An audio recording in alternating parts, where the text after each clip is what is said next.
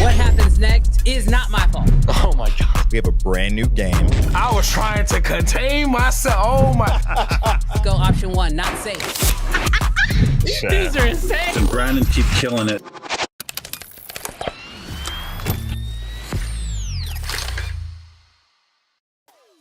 What's good, Creative Fam? Brandon Washington here, and welcome back to another episode of Uncensored. Today we have an amazing show set up for you guys. I think you guys are gonna absolutely love it.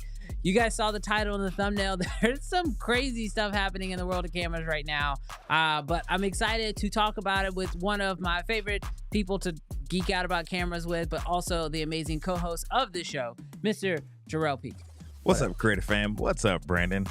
Man, we got a good episode. Yeah. I'm excited about this one. I was actually a little nervous at the beginning of this because I was like, this week was kind of light in the form of like news, right? Yeah. But then like it felt like on Thursday, It just picked up. everything picked up. Everyone was just like, oh, Uncensored's about to start. Let's get all of our information The out. people need the news. The people need to know.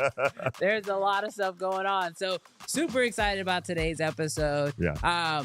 One big thing we do want to start the show off with, which is today is our first time doing this. I'm gonna hit this screen here. We are officially broadcasting this show on both channels. Now, for those of you guys who don't know, if you go into the description of this video right now, it's the only thing in the description because I wanted to make it incredibly clear. We do have a secondary channel called Uncensored by Brandon Washington, and that is a show a channel dedicated to this show. Now, on that channel, we post clips from here, we post shorts from here, but the goal is actually going to be to take this show and actually have it being broadcast on that channel, which today we're hitting that goal for the first time. Yeah. So you might be watching us on the Brandon Washington channel, or you might be watching us over on the Uncensored channel, but we want to let you know that the place to watch is the Uncensored channel. Oh, yeah. Oh, yeah. So seriously, like right now, go subscribe to that channel and then literally consume this on that channel. Yes, because we actually are planning on doing additional content over on that channel. In fact, this Monday, me and Jarrell are going to be trying something new. This Monday evening at 6 o'clock. 6 o'clock. 6 o'clock Central Standard Time.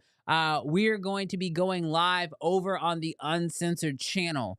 We're only going live over in the Uncensored channel. So if you are watching this over on the Brandon Washington channel, just know that on Monday, if you want to hang out with us, I strongly recommend you come chill. It's going to be a lot of fun. We're going to be a little bit more laid back, figuring out what that show is going to look like, but it's a great place for us to all connect and hang out. And so for all of you guys who have been rocking with us for a long time, we're really excited to have that channel be the home of this show and a place for us to be able to go live regularly. Yeah, really excited. Really excited for the conversations that we're going to be able to have. We have so much fun on this show, games, news stories, but obviously there's so much more to filmmaking and running a video production business. And so just being able to connect with you guys, really excited about that. Yeah, absolutely. So I think that this is a great opportunity. One last little pitch for it. If you have not already subscribed to the Uncensored channel, do me a favor. If you're watching this on the Brandon Washington channel, run down to the description really quick. Go ahead and check out the Uncensored YouTube channel and subscribe to that channel and actually consume this here. Because I'm actually looking right now. I actually have the chat open here on the Uncensored channel. And so I'm going to be pulling a lot of comments and questions directly from the Uncensored channel. So I'm really excited about that. Brandon, it seems like we have a lot of Nikon fans. Yeah. In the chat. I see that. I see we got a lot of Nikon fans in the chat. Really quick, As you guys know, I am a family man. So I see my son Jensen is in the chat. Yes. How's it going, Jensen? Good to see you, bud. I love you. All right, let's go ahead and hop into this first story. Oh, yes. But before we jump into the story, I think I'm a little surprised. Oh, Like last week when we talked about the poll, we talked about some numbers about how I thought the R5 Mark II might be more popular. This poll this week actually kind of surprised me a little bit. okay. So what are we looking at in the poll right now? So the poll question was, and if you haven't voted, make sure you vote. If Red RAW goes to a Nikon camera, would it change your mind on shooting Nikon? I was thinking, I don't know. People are going to care. I feel like people are kind of gridlocked into their systems, but it seems like the force is strong with the red one. Because right now, it's 75-25. Wow. 75% of the people that voted on the poll. Oh, it just switched it. 71-29. But for 71% on the poll, it would change their mind about it. And so I think that leads very well into our next story.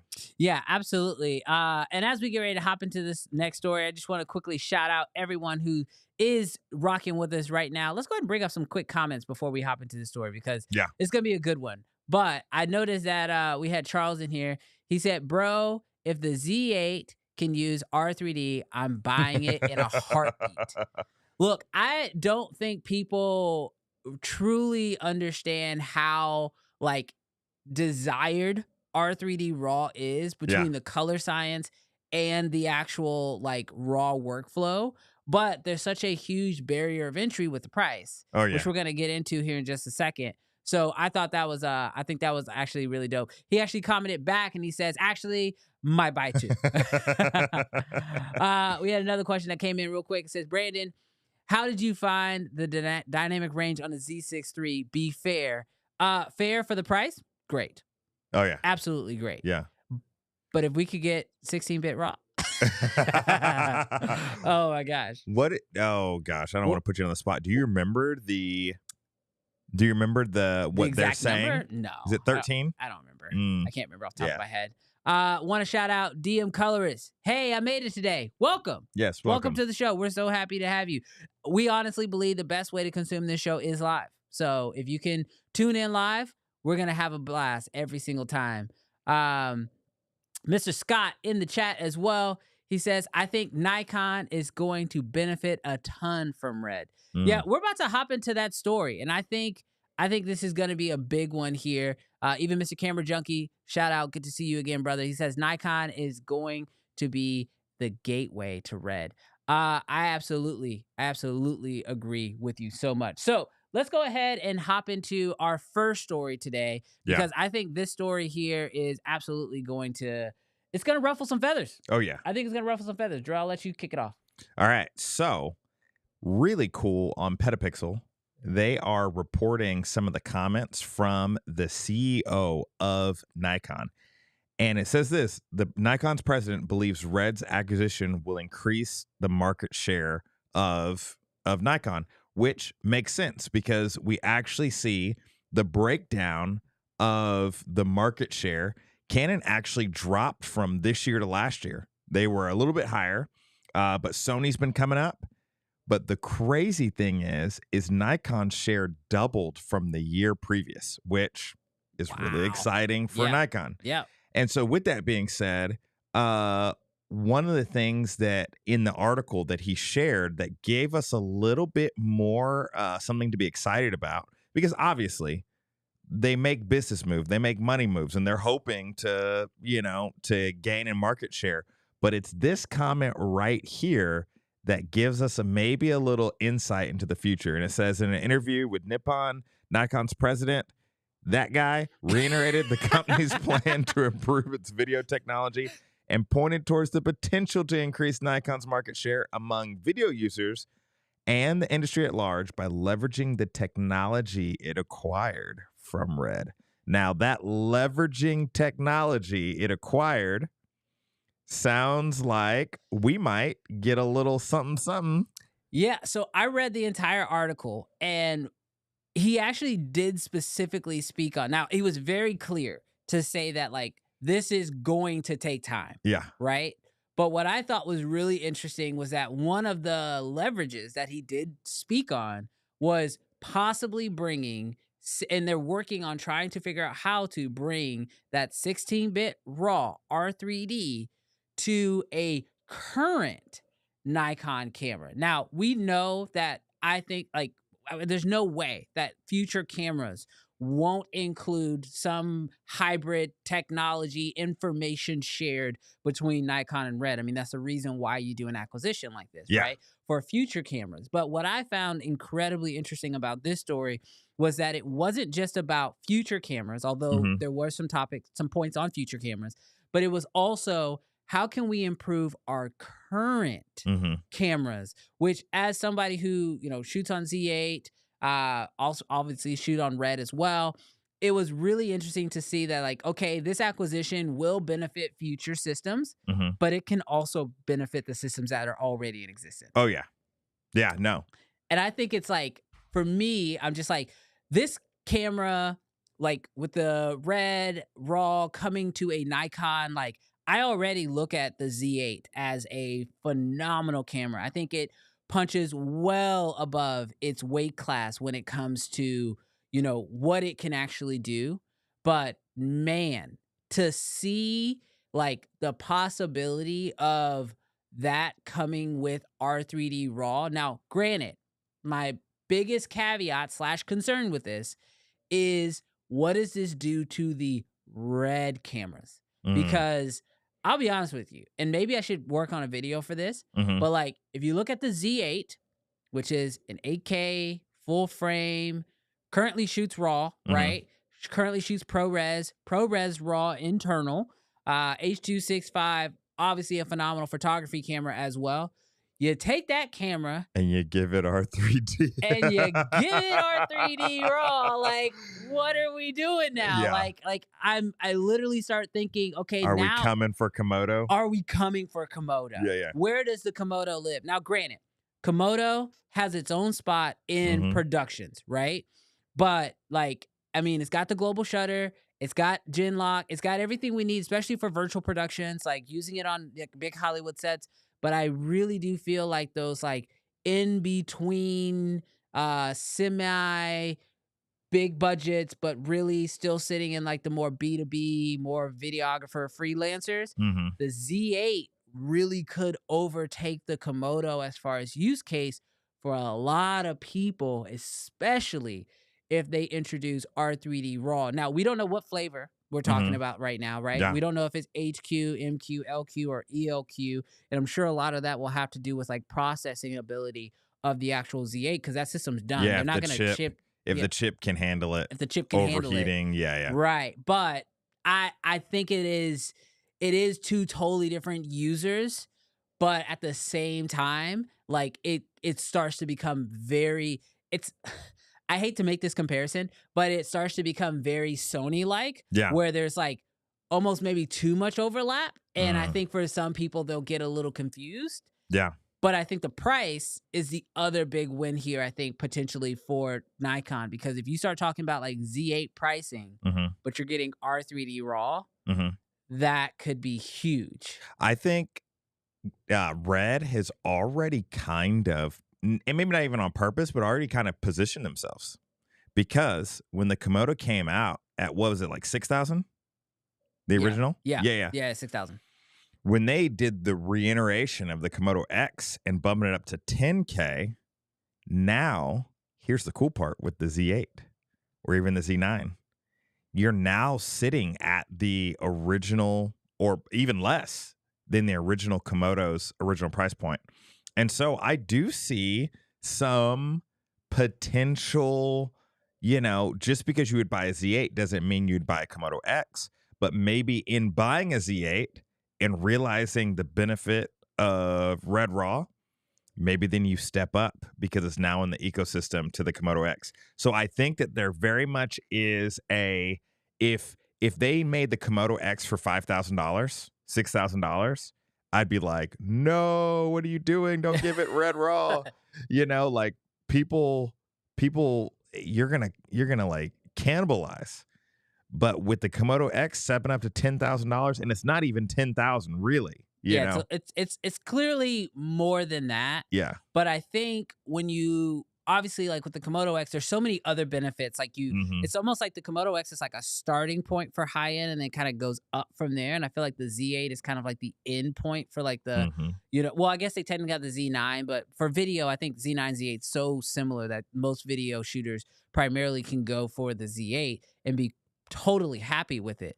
And that is obviously the one thing that, when we look at what he actually said, he mentioned that they're not only are they going for market share, but if you actually read the article, it states that they are specifically going after market share for video, which I think is I think it speaks so well to our time right now, because like the truth is that when it comes to like people who are buying cameras, I don't think anybody buys cameras more than video shooters, especially in this mirrorless world. Like, sure, there's a few people buying it for photography reasons and whatnot, but I think when it comes to trying to get market share, it's very clear that Nikon right now is focused on video, the acquisition of Red, like deciding that we're gonna, even with the Z6iii, so many video features being thrown into that camera, that they are building these cameras, I think, for video shooters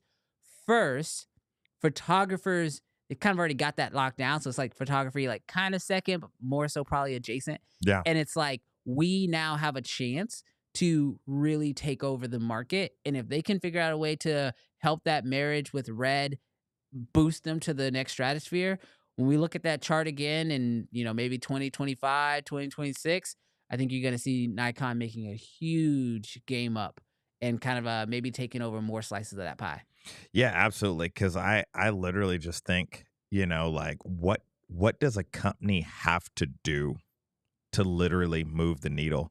And with Red Raw already being, because obviously they could come out with N Raw, or they could come out, like whatever. And they already have NRAW, right? Right. Like, yeah. So like they could come out with a feature that people would be used to or like maybe expect. But I think because Red Raw is a coveted sort of deal, that it's like you got to do something to actually move the needle if you want market share. Yes, absolutely. And I think the right move is to keep the R3D Red Raw name and bring that into the Nikon system. And I think that's going to help them a lot than just upgrading the Nikon Raw and just giving it all the same features as Red Raw. I think that would be a misstep. I think holding that name Red, because that name Red still means a lot. But yeah, because we saw that in the GH7 when they brought Ari. Yes. That log to the camera. That name Ari means something. Exactly. Yeah. Absolutely. But this is just our thoughts. We would love to know what you guys think. Let us know down below in the comments. Let's go into the comments really quick and see what you guys are actually having to say about this, because obviously we're just two guys who, I'm a guy who's absolutely going to be eating this up, but I want to know He's hoping for a firmware upgrade. I'm hoping for one tomorrow. You know what I mean? Let me beta test that. So I'm really, really excited about this, but let's see what we have. Marcus says, honestly, don't get why there's just the raw workflow would make people buy versus everything else that is already great about Nikon cameras. Look, I get it. I totally get it. But I feel like when it comes to picking out a camera, like every camera is so good that there's normally one or two features that makes you make the move, right? I know for a lot of people, like with you, I know you love the C70. It could be the built-in indies. Or it could be the body itself, because all the buttons are all there. But there's normally the camera is great, the quality is great, like they have, whatever. Because a lot of cameras share a lot of similarities there. Yeah. But I normally for most people, it's like, oh, why did you go with that camera? Oh, because it does X. Yeah. And normally that X is something that they couldn't find in other cameras, right? Or sometimes it's because it only cost X, right? Yeah. And it's because they couldn't get that for that price anywhere else, right? And so I think, to answer Marcus's question, the reason why I think this RAW workflow or R3D RAW would be the reason why so many people would jump and pick up a Nikon is because it would be such a huge differentiator Oh yeah. amongst any other camera out right now, especially at a Z8 or Z6 III price point. I mean, could you imagine? Mm-hmm. Even if they charged $400 or $500 Yeah. to upgrade your Z6 III to be able to get R3D RAW, I think that would still be a huge win. It would make so much sense. You know what's so crazy? I think right now, RAW, for so many shooters on the video side, is such a, I don't know if I need that. Yeah. But on the photography side, and there are a lot of JPEG shooters, but on the photography side, sometimes people will look down on you if you said I'm a JPEG shooter. I know one guy with a big old fro who will definitely look down on you. So I will say, this is the crazy part, because I learned shooting RAW photos. I literally, like, the extra storage, the extra whatever, it just was always a part of the way it is. Yeah. And so it's so funny because my C70 shoots RAW.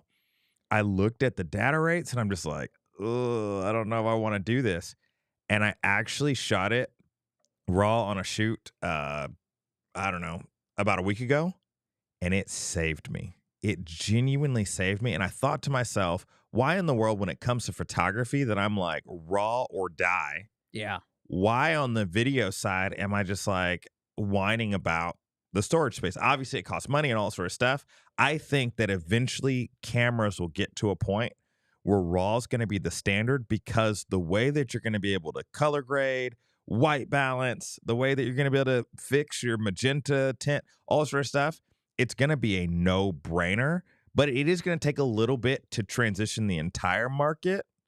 But I think as these sort of acquisitions and upgrades are starting to happen, and you see the power that R3D is going to have, it's going to be a no-brainer. It's going to be like, why did I lock myself into that white balance? Why did I lock myself into that color correction? Like, yeah, I 100% agree. I think a lot of it has been a cost of entry, because like to get R3D RAW started, I mean, even before Komodos and stuff was even higher to get into it, right?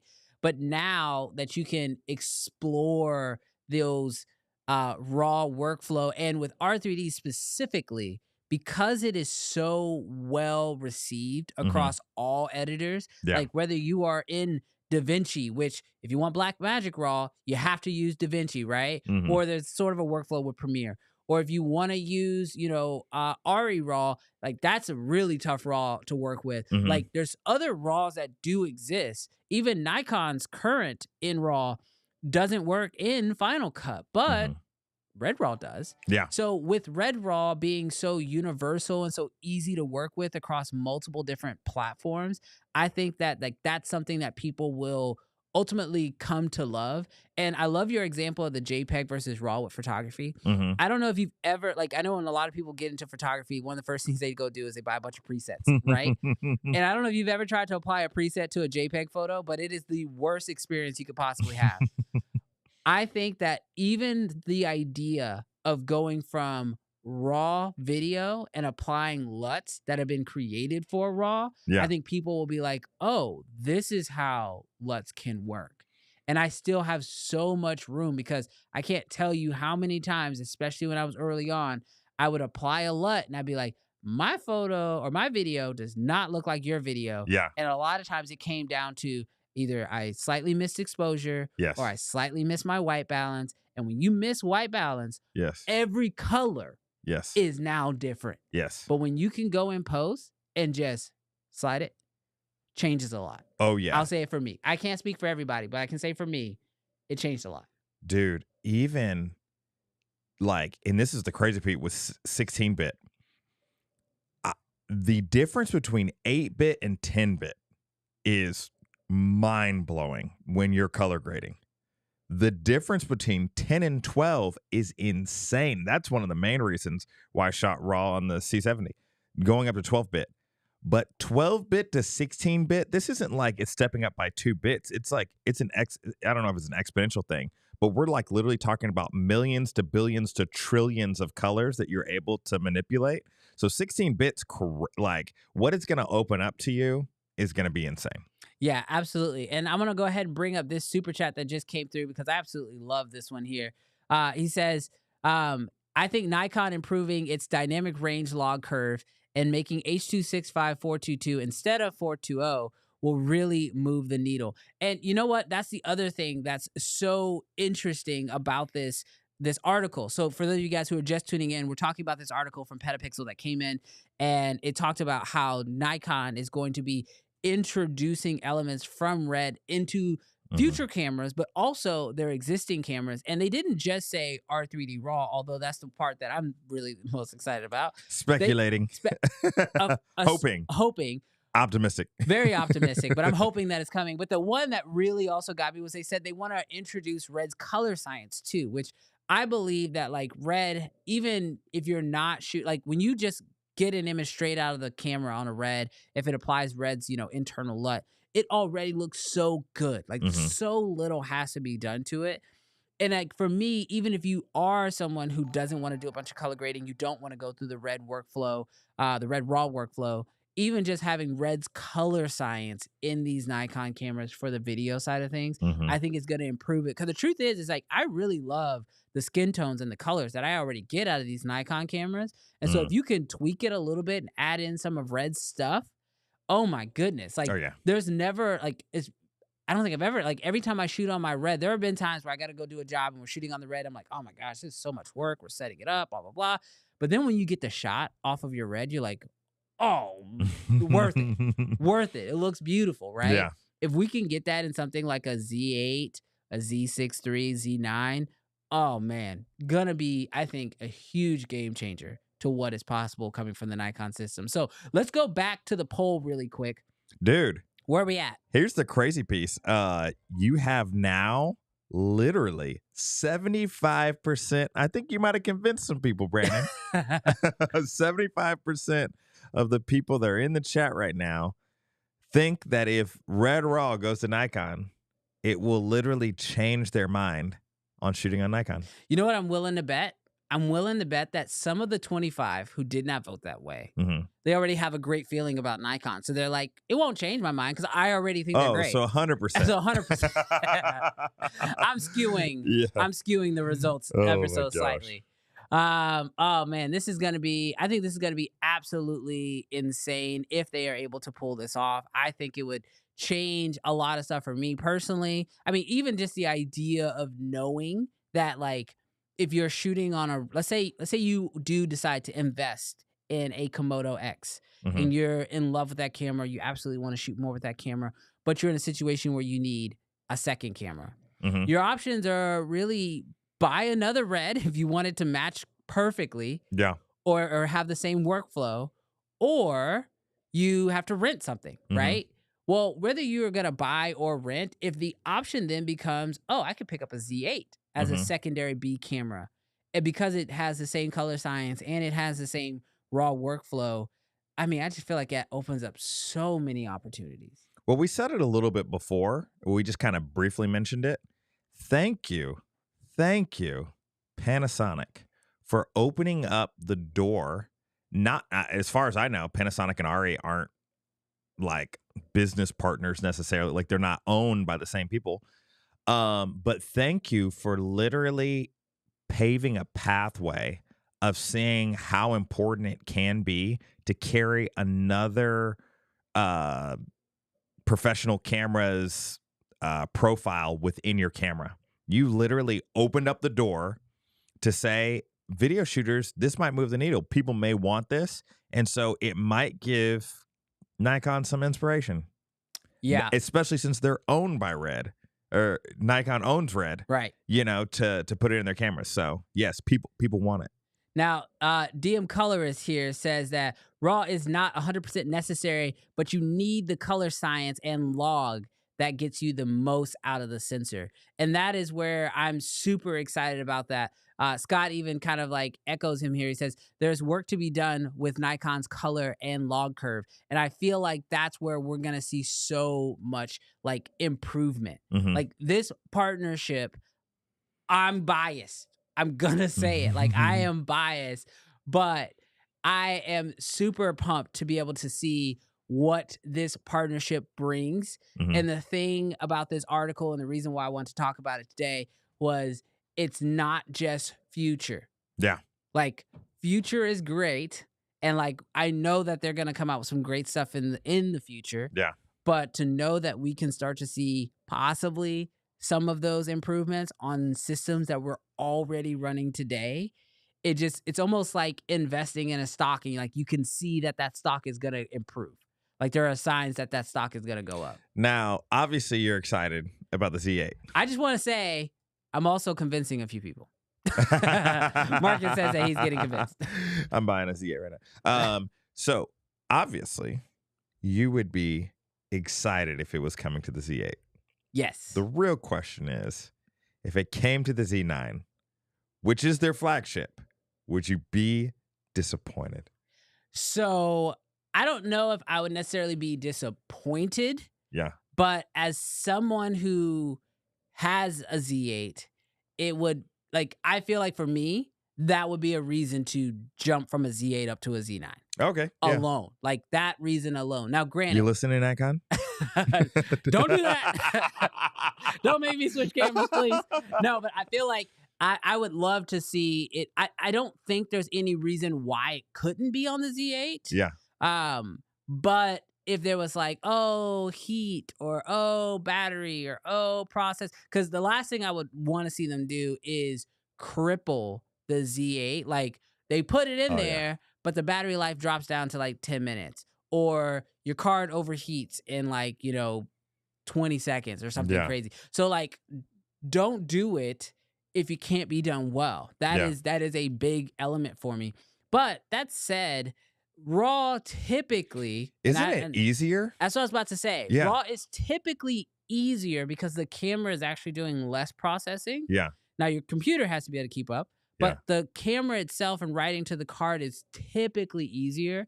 And even I've said this on previous episodes, but like, I know that compression is what makes it difficult. But like, if we can't get every flavor, like HQ, MQ, LQ, ELQ, like ELQ is normally like pretty heavy sometimes because there's so much compression being done there. Yeah. So like, if they're like, hey, it's only LQ, okay, I'm cool with that. I can make that work, because the truth is that part of me still feels like there needs to be a reason for Red as a system to exist. And if you throw everything into the Nikons, then you're starting to run out of reasons. But I will say that like, if we just get like one little flavor, LQ, 16-bit RAW, Red, R3D, everything's the exact same. I can literally take my files out, throw them into any editor, work them the same way I've worked every other process. Like, as long as that's all the same, I'm going to be a happy guy. Yeah. For sure. Question though, on the R3D, because you mentioned a little bit with the computer. What I noticed is on my M2 Max, it chews through stuff. Like, there's nothing in the world that I've put on this computer that has slowed it down. When I put that Canon RAW on the computer, it played back fine, but the render times were long. Like, and when I say long, I mean long for like, in comparison to like 2024. I remember we used to hit render and come back 5 hours later. Yes. And then that sort of deal. But like, something that would normally take maybe 45 seconds is now taking 3 to 4 minutes. My question for you with the R3D wall is the render times heavy? Or is that something that's normal about all RAW? Or is that like easier on the Mac? So I only have my personal experience, and I have not done the science. This is probably a great Scott question. So Scott, if you're in the chat, definitely let us know. But I totally find that like, when it comes to working with R3D RAW, I've not had any issues with that one either. Like, I even, like, back when Apple first came out with the M MacBook Pros and I was shooting on the original Komodo, I could edit that on that and not have any issues with that. Now, granted, I've upgraded to the Max and I'm still on the M1 Max.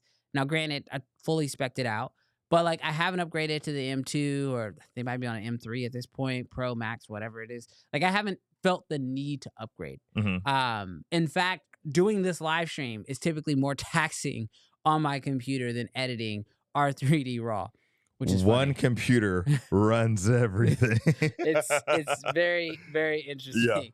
But it is one of those things where I feel like I have not really struggled too much with R3D RAW. Okay. I find that it's fairly easy to work with. Yeah. The only time I did start to see some slowdown was around the time that Apple was going from the M1, I think, or the M1, just like the base MacBook Pro, M1 MacBook Pro, before they had the Max chip or the Ultra chip. Yeah. That one struggled with the Raptor in 8K. Gotcha. And RAW. So that's the only thing. That's the only time I ever struggled with it. But once I upgraded to the Max, never had a problem again. Never looked back. So that was probably more efficient. Yeah, that was more my thing. And I think Scott actually he actually answered our question here. So what did he say? So he says not accurate. Those are custom. What is that? I can't see ASICs, but I don't know if that says if you meant to say basics. Okay. Let's pull it up here. Yeah. So the raw processing has specific functions, so it's not just as simple as giving more horsepower. R3D will take work. Well, question, Scott. Hold on, it says 2 parts to compression raw, compressed and debayering. Red was able to offload those to the GPU. They worked with NVIDIA and Apple to guide them to handle the decompressing and debayering. And that would make sense because, I mean, maybe, who knows if Canon did or didn't, but I've always heard that R3D, that workflow on simple Macs have been easy. Yeah. Like other than like the storage space, being like something to consider, the actual like, not horsepower, but the actual like workflow has been a lot easier. Yeah, absolutely. So shout out. You know what? I'm gonna say this real quick. Shout out to Scott again for breaking that down. And honestly, that's the reason why we do this show live. I just want to say that, because we understand that like our goal here is to help you guys get the best information, and sometimes the best information comes from the chat. And we could easily just pre-record this whole show, and we just would miss that information. Oh yeah, but I love just two dudes, just two dudes. But thank you so much. That's the new name of the show. Just two dudes. Just two dudes. Monday's show. Just two dudes. Just two dudes who like cameras. No, but shout out to you, Scott. I really appreciate you just breaking that down for us. So speaking of two dudes who love cameras, this next one is for you. Ooh, you know what? I don't, especially when we're talking about market share. There's a piece of me that isn't super excited about this next article. And especially as someone that's super excited for the R5 Mark II and the R1, is it looks like we are going to have Canon released a short supply notice, meaning, hey, if you haven't pre-ordered, probably on the launch day, it's going to be a very long time before you get an R5 Mark II.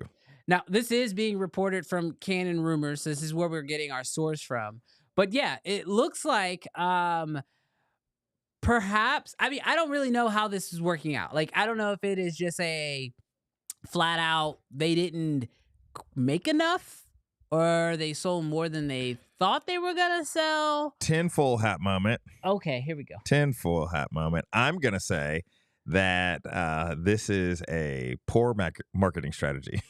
Poor marketing strategy. Okay, what do you mean? Please break that down. Because I feel like when demand is high and you can't get to it, it increases. When supply is low and you can't get to it, it makes the demand higher, or it makes the demand higher. But I actually think that in this case, people have been waiting for these cameras for so long. You knew these were going to be hot. You should have made a lot. Yeah, so it's not even just the newest camera. So we'll pull this up here. So it looks like they're saying, thank you for the continued, thank you for loving us, But currently we're experiencing delays in delivery for the following products to order, exceeding global part supply. So we sincerely apologize to our customers and business partners for the inconvenience this may cause. We would like to apologize again for keeping our eagerly waiting customers waiting for such a long time. We will continue to take measures to ensure a stable product supply. Blah, blah, blah, blah, blah. So here are the cameras that Canon is currently saying is out of reach right now. So first off, we have the Canon EOS R1. They also have the EOS R5 Mark II, the cooling fan, the 200 to 800 6.3 to 9. Now, I didn't even realize that this lens actually even got announced, but maybe I saw the aperture range and just didn't care. Yeah. And then of course their speed light. So, it feels a little anticlimactic to get this already, because we're only a week from talking about these cameras being announced and being excited about them. Yeah. And sometimes, it's just my thought, but you announce a camera, some people got to wait for payday. Yeah. To buy that camera. Oh, yeah. You know what I mean? Like, they might have been like, oh, I'm really excited about this camera. I get paid next Friday, or I'm waiting on that invoice to clear, and I'm going to take that money. I'm going to buy this camera.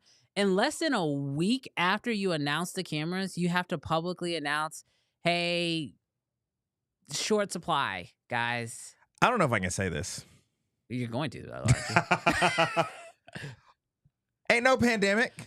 Why is there global supply? Like, I know that in everything, okay, there's going to be like logistics, and there's going to be shortages, and there's going to be we don't have enough chips and blah blah blah, but we've been waiting for 5 years. Yes. Like, why? But I will say, I will give them the benefit of the doubt. Of course you gotta will. You gotta be like, that's what fan people have to do. Can you do what I do, though? That's what people have to do. Can you just like raise your hand and acknowledge your bias really quick? Fan people have to do this. Fanboy. Fan people. I think that there's a possibility that they knew these were going to be popular.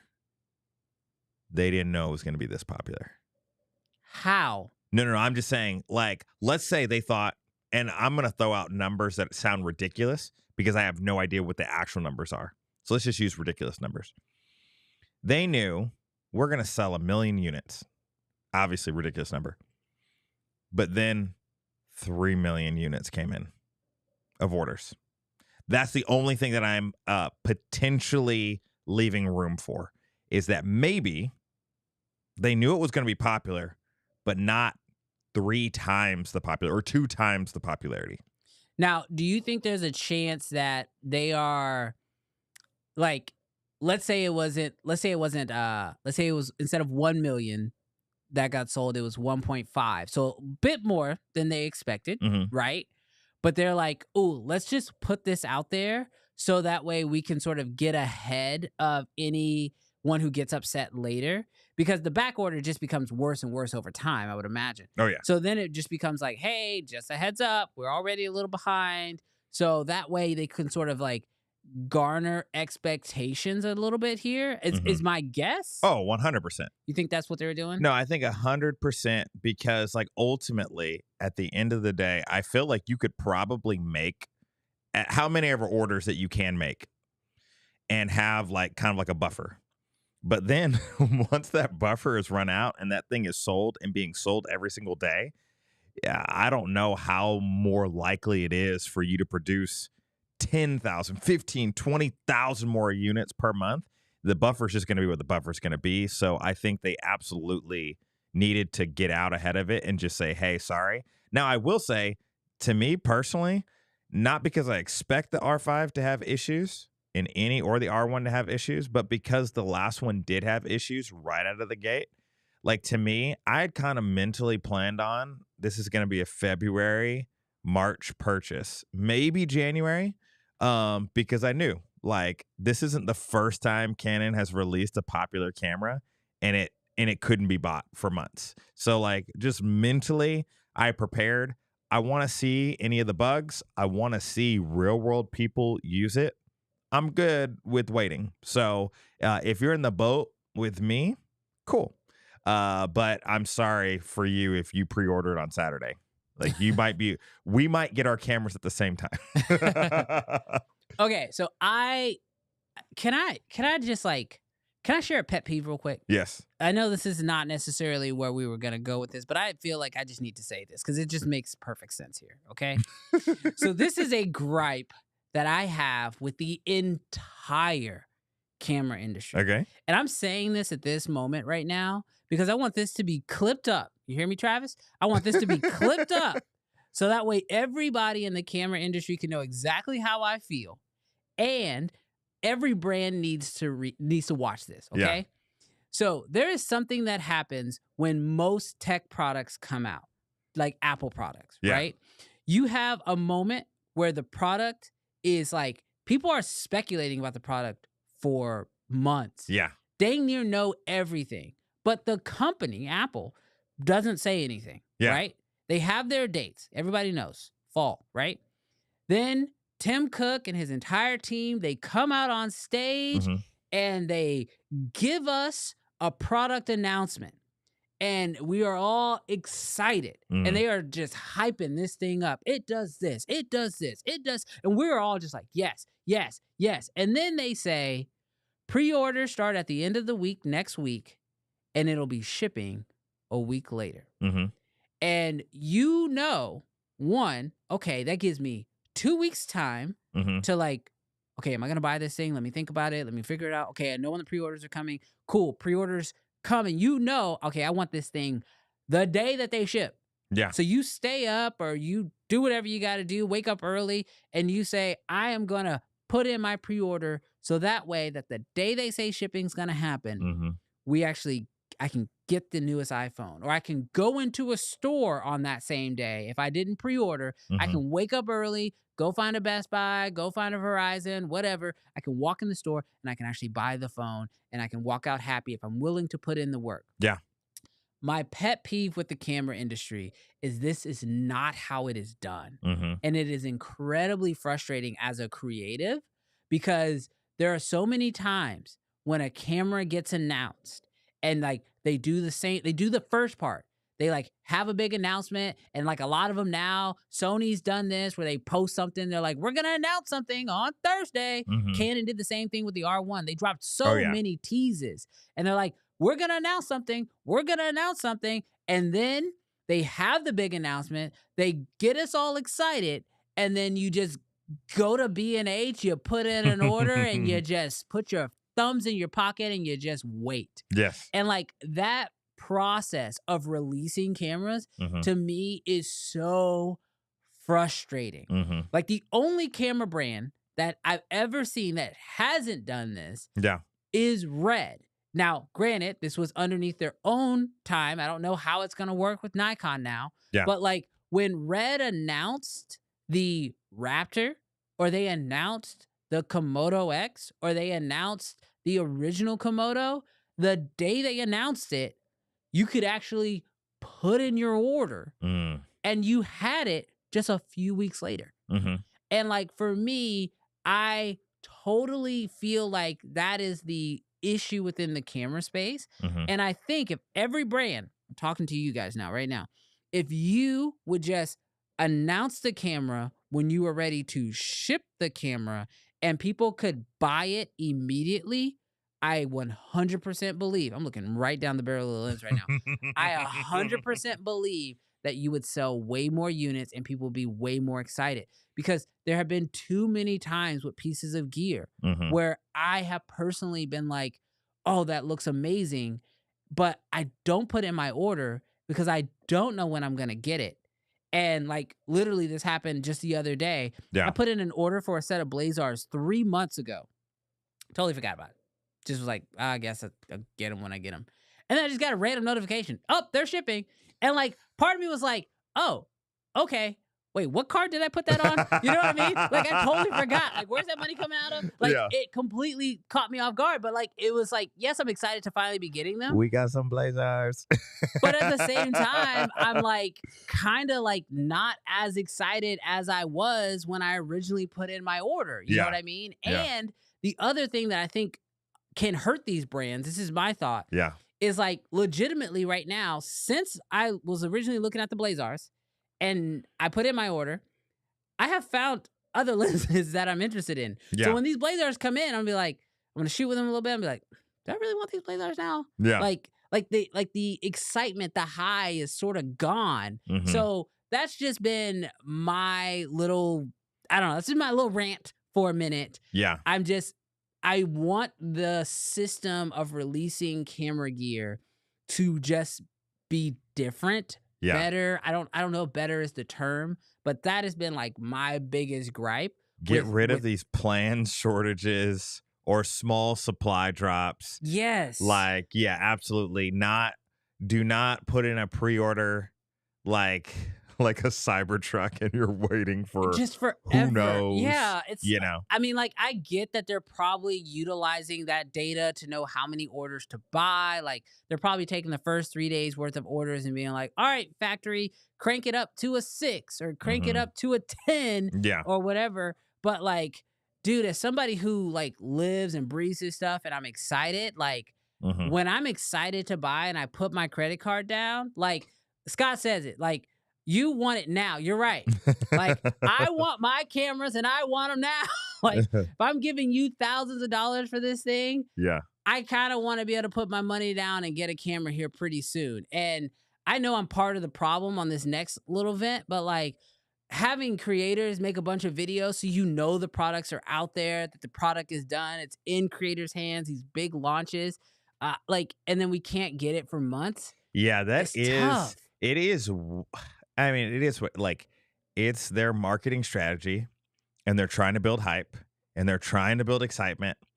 But knowing, especially with the DJI Focus Pro, Yes. like, bro, it's been out forever. It's been in the hands. It's been on showrooms. It's been in YouTubers' hands. Cannot get it. Like, people are just getting their Focus Pros within like the last like 2 or 3 weeks. And I'm just like, you're killing me. Yeah, no, Killing me. And I also think there's a benefit to like not only getting it in, like get it in the creator's hands. That's great. Yeah. But I'll be honest with you. Sometimes I need to see somebody who didn't get it for free. Yeah. You know what I mean? Like the R1 and the R5.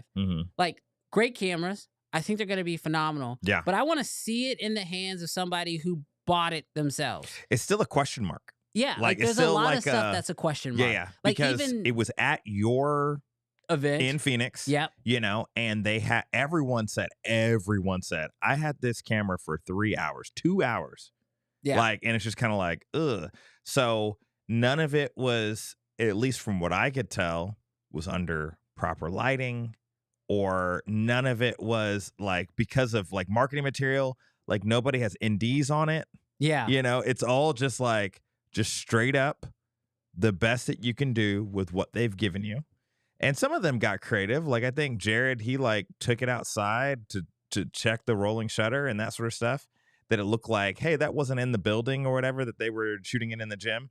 But yes, it very much is like Peter McKinnon's about the closest that I've seen it in a real world scenario. And even he's an ambassador of light. So yeah, I think for me, my concern with the way that they do it right now, like, I mean, especially the Canon R1 and R5 release, is like, as a creator, they didn't know what the camera was until like they got it. And then it was like, hey, here's a bunch of information about this camera. Now you have 3 hours to go figure out how to test it and make a YouTube video around it. Yeah. Right? Which is just a very hard thing to do. yeah. And like, this is why I think it's so beneficial, because like, even when the R5 came out, the first R5 came out, I took it and went and shot a wedding with it. Yeah. And like, that was one of the first things I ever did with that camera.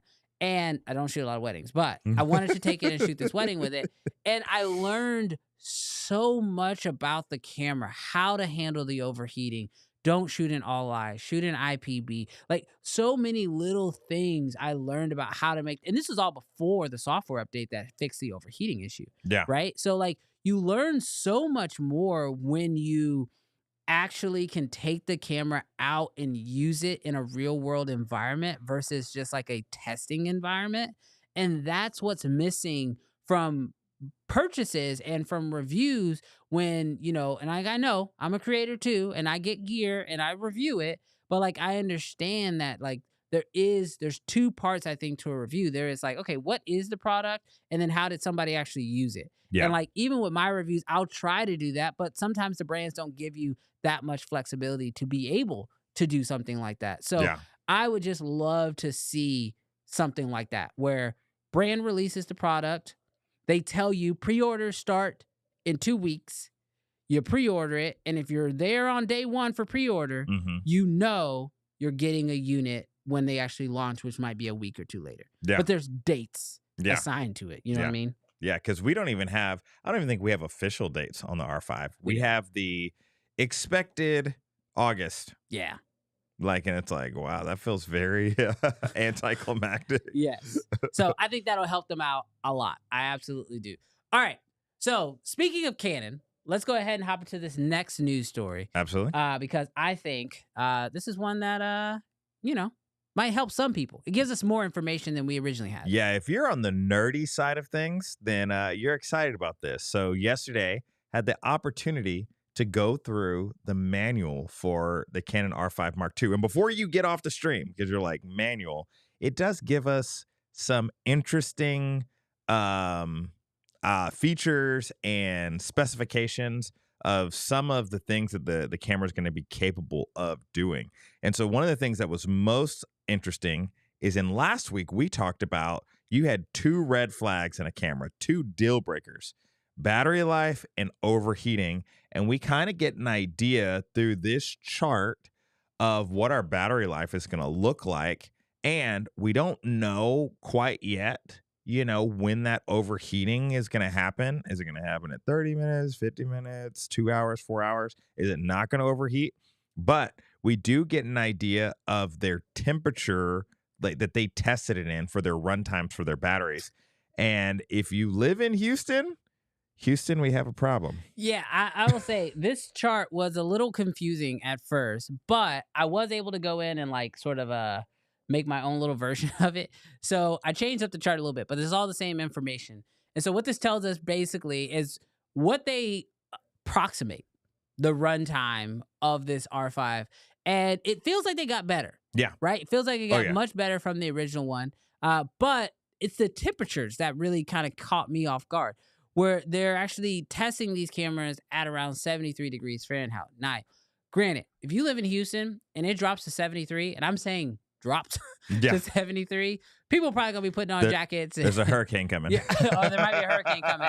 Go get your generator ready. Yeah. But the truth is that I think that this is a nice step in the right direction. Yeah. That we are getting better battery life. It feels like we're getting better battery life from the R5 Mark II. Yeah. And it feels like they've done some pretty adequate tests at all the different resolutions and different, obviously they're doing a lot of their tests in their long op format, but they're doing it at the different frame rates. The ones that are a little bit more taxing as well. So doing, instead of just 8K, it's 8K 60, but then they also are giving us 8K 30, which I would imagine 8K 24 is basically about the same.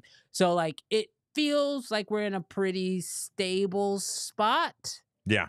But let us know, chat. What do you think? Are you even excited? Like I know for me, I mentioned last week that battery life and overheating are two, they're deal breakers for me. They're red flags. If a camera has bad battery life or it's overheating, I can't. I just can't. What are your red flags? Are there any red flags that you have, chat? Let us know.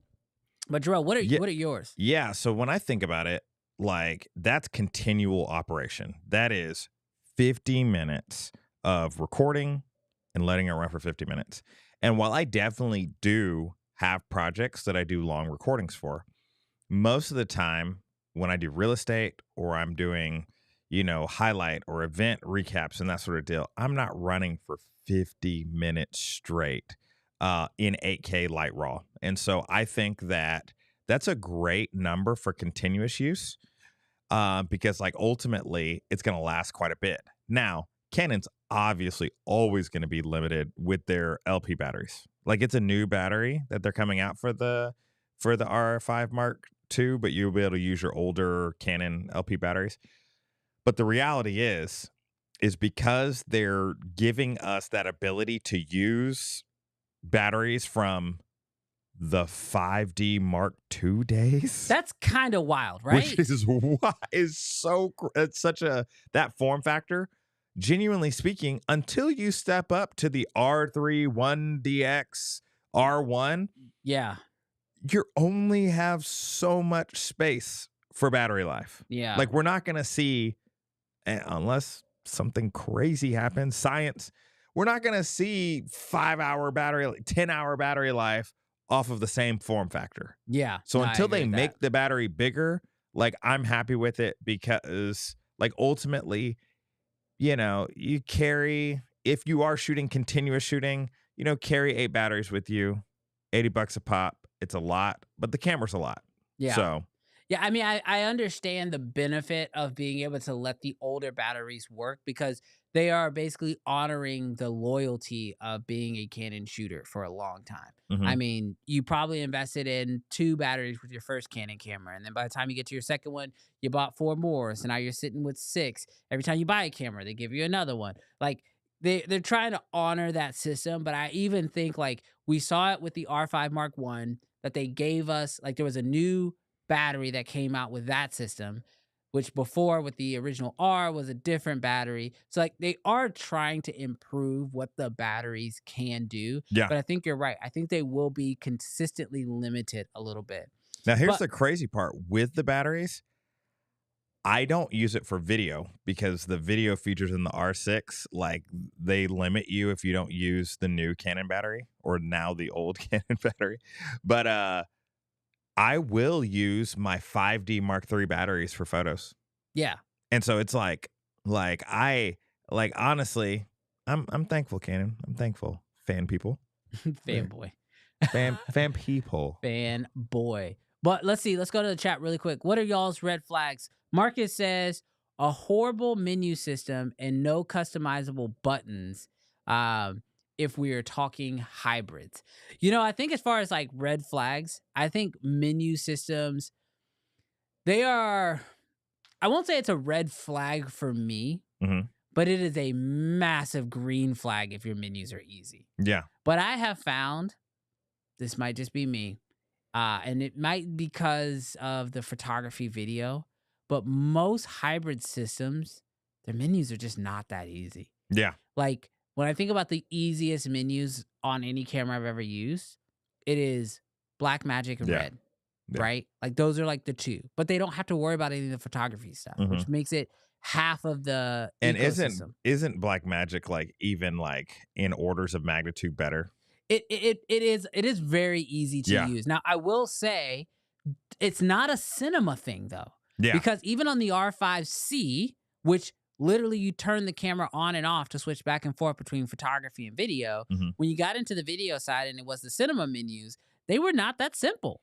You know what's crazy in that? Canon just released, so I'm not trying to bring you back to Canon. He brought it up.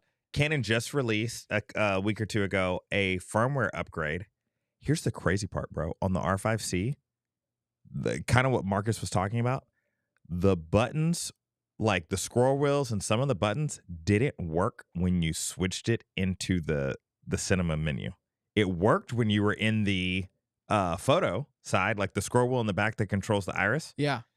When you did that into the cinema menus, that was just a dead scroll. And so that firmware upgrade just like literally allowed you to. So if you have an R5C and you haven't upgraded your firmware and you're mad that some of your buttons don't work when you go into the cinema menus, absolutely. The cinema menus can be daunting.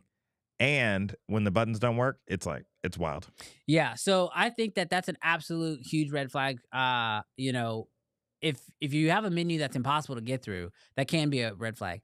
What I have learned. Is that Sony? I'll be honest. Who has the hardest menu that you've used? Nikon. Yeah, their Okay. menus are tough, and it's because they break. Like you have like a photo menu, Yeah. and you have a video menu, and you have a custom menu. And inside of custom, there are more photo settings and video settings, and that is where I get the most confused. That sounds like Canon. It's very similar. It's very similar to Canon. Yeah. I think just because of my years of working with Canon, Yeah. I learned that language. For sure. And when now I'm only like about a year or so in on working with like, you know, shooting on Nikon, Yeah. I'm still learning it. The one thing that is really nice about Nikon is their menus are very well labeled. Yes. So when I don't know how to do something, I can just Google it real quick and it's like, oh, go to C7. And I know exactly how to find that. I can go into my custom go to Yes. C, go down to 7, and boom, that's exactly what I need. So Yeah.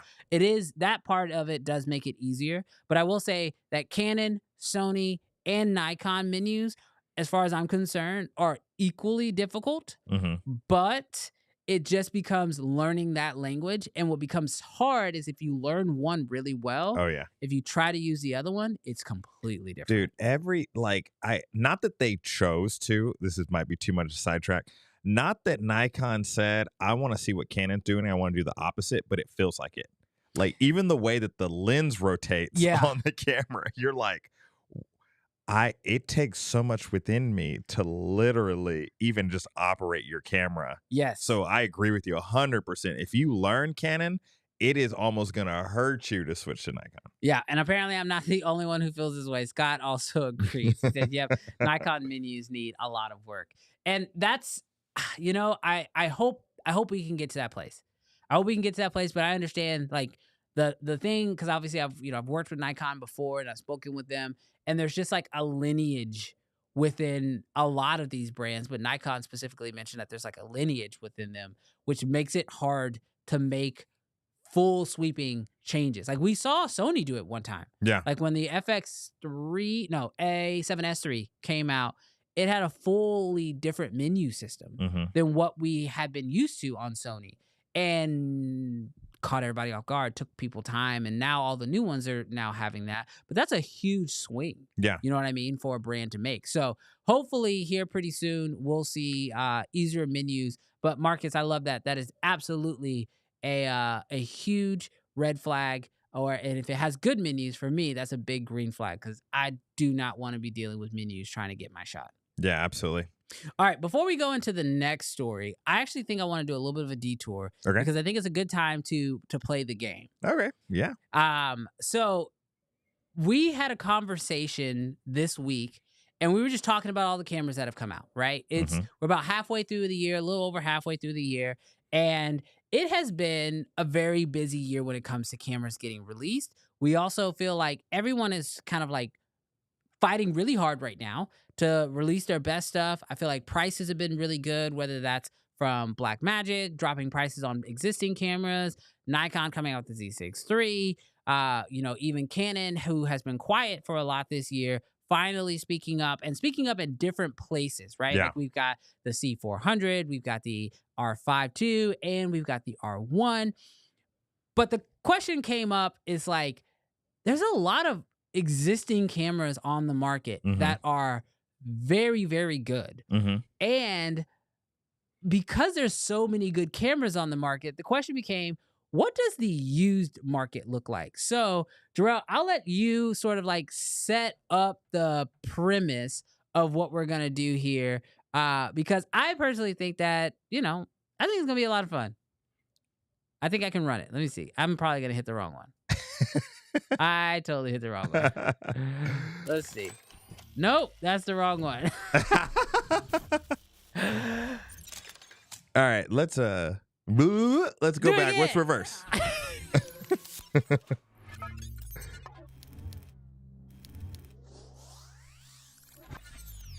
All right, so we're playing Guess the Gear. And so what I'm going to basically do is I'm going to hand out some features. And what we want you guys to do is we want you, based off of the specification and the features of these cameras, we want you to guess what you think that this camera is in the chat. Brandon is also going to guess, and we also want you to put down what you think the price of this thing is, because it's very interesting right now. We've kind of hit a saturation point in the market, and so some of these features are going to be like, dang, this camera can do this? So I have a question. The price that we're reacting to, or the price that I'm guessing, yes, is it the current used price? Current use price. Okay. Yes. So this is what you were able to find it for yes, right now. Absolutely. Right now, on like, not just like Craigslist. Okay. This isn't Facebook Marketplace. So this isn't like the lowest price that someone dropped, broke, and cracked a screen and they're selling it for $50. But it is a price that that is going on like a KEH or, B&H and that sort of deal. Okay, I'm down for this. Scott says he's good. Let us know, chat. Let's see how good we do. Let us know what you think this camera is, okay, and how much you think it costs. 30.4 megapixel full frame CMOS sensor. Okay. Okay. All right. We have an ISO range of 100 to 32,000. Ooh, okay. That's an older camera. It's older. 3,200. Okay. No, 32,000. 32,000. Okay, 32,000. 32,000. Yeah. 32,000. Okay. It can take in camera 8.8 megapixel stills from 4K video clips. Wait. So you take a video clip and it'll pull out? It can pull out 8.8 megapixel JPEG stills. Okay. Okay. And then just for video features, 4K at 30 or 24. Okay. Cool? I think so. All right.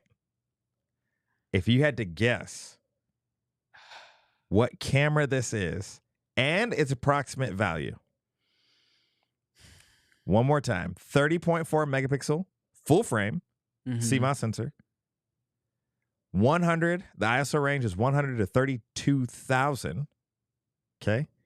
You can pull 8.8 megapixel stills from the 4K video clips. That's the one that's getting me because that makes me feel like it is a cinema camera. It does. I'll give you one more. Okay. 120p. It is 120 frames per second. 120 frames per second. Yep. Okay. Do you want another resolution? Is it 720? We'll say HD. That still could be 720. All right, chat. What do you think? I don't think it's an EOS R. I think I see that I see Scott puts EOS R. This definitely makes me feel it's a older EF camera. I'm gonna go like the Canon 90D. Okay. And then as far as like price point, you could probably find that camera for, I don't know. Let's say $1,500. No, let's say $1,000. Let's say $1,000. All right. Someone says FS7, $900. And I can't even recall any 30.4 cameras right now. Well, true to form as a fan, people. Yep. Okay. It's a Canon. I knew it. 5D. Oh, so close. Mark IV. So close. Dang it. I knew it was a DSLR. Yes. I forgot about the 5D. Okay, so 5D Mark IV. So those are not bad specs. So we got 1080p. Oh no, 4K at 720p or 720p 120. I knew that. 4K. It doesn't have 4K 60. Yes. So that might be a slight detraction if you need slow motion. Yeah. But you have to ask yourself, how much slow motion do you need? But you do have 1080 60 on that camera, right? Yes, you have 1080 and you have 120. At 720p though. You have 60 frames at 1080p and then 120 at 720. Okay, so now that we know it is the 5D Mark IV, how much is it? I'm still guessing. That was an excellent guess. I'm still okay. And because you got Canon, we'll give this round to you $1,085. $1,000 for a 5D Mark IV. It feels just a little high considering that the EOS R is out there and even the R. Well, I mean, I guess the R8's more. Yeah. It's more money, but like $1,000 feels a little high. But that's still a really good camera for That's a really good camera. That's a really good camera for $1,000. And honestly, photography wise, I still shoot. I don't. Let me take that back. In the last 5 years, I've shot my 5D3 recently once, and the photos are incredible. Yeah. So yeah, just if you're doing photos, the 5D Mark IV, excellent camera. That's solid. Personally would not recommend. All right, what's the next one? All righty. You ready for this? Yes. Okay. So, sensor 5.3K It can shoot the resolution. Sorry, the resolution can shoot 5.3K at 60 frames. Ooh. Okay. Okay. Alrighty. It will take a 23 megapixel still. Okay. Got it? Yep. Okay. IBIS, in-body stabilization. Yep. Well, and whatever they call it. Uh-huh. But stabilization. Mm-hmm. Because I don't want to give it away. Mm-hmm. Okay. And then can do 120 at 2.7K. Okay. I feel off the top that this is a Lumix. Okay. I feel like I'm thinking this is a Lumix, and I'm feeling like it might be like a no, not the 7, but it's got to be like a GH4 or a GH5 maybe, because of the 5.7K, because that's typically like the way they run it. They like to run like 5.7K, but it's like, open gate to be able to utilize that. Because it's more than 4K, but if you want more, you have the top and the bottom, you can redo it. So I'm gonna go, that's the GH5. Yeah, I'm going GH5, and I'm gonna say you can find it for $800 used. So Brandon, yeah, the chat wins the round. Oh no, who got it? Everyone in the chat except you. Who got what'd they say? Let's see. Everyone. Is it the Black Magic? No. Keep going up. Start with Marcus. Marcus? GoPro? No, it's not. Go down to Scott. No, it's not. Go to Scott. No, it's not. Chat, you won this round. It is, in fact, the GoPro Hero 10. Oh. The GoPro Hero 10. Travis and I were talking in the conversation, and I was like, man, we need to find some random cameras, some random high spec camera. My dang brain. So shout out to you, Marcus. Shout out to Scott. Y'all definitely got me on this one. Mr. Bro. Camera Junkie. Not me. Dude, oh my gosh, y'all. Oh, I don't even know. And you can pick up the GoPro Hero 10 for a whopping $162. Wait, what? Used. A GoPro for $162? Used. Dude, that's what on KEH. That's wild. Yeah. That's, bro, you can set up, we just need to get a couple of those, put them around the office. Do the bullet thing. Yeah, we can hit Matrix up in here. Okay, you ready? Round 3? Yeah, let's do it. So round 1. You know what I need? I need some dynamic range numbers. I need some cinema features. All right, so round 3. You ready for this? Yeah, let's do it. 4K, 24, 30, or 60. Okay, that doesn't limit it at all. Everything. You told me nothing. Yeah, you've told me nothing so far. Okay, so in-body stabilization for video. Okay. Okay. Still nothing. Got nothing to go on. He's so jaded right now. Dude, the GoPro just do I need to guess for like right now you can be talking about a freaking Insta360. I don't know. Is it even a camera? For real, it's my iPhone. Okay. Slow motion. 240 frames per second. Okay. At 1080p. Okay. Okay. All right. Cool. And yeah, I don't think I could tell you anything else about this. Okay. Without giving it away. So 4K, 24, 30, 60. Yep. Okay. What else did I say? In-body stabilization. And you were able to do up to 240 frames per second. Yeah. At 1080p. You know what I'm going to guess? I think I accidentally said the answer, but I'm just going to stick with my iPhone, bro. I don't know. That tells me absolutely nothing. And the price. I'm going to go, shoot, that could have been last year's iPhone. Could have been an iPhone. What am I on, a 15 now? So that could have been an iPhone 14.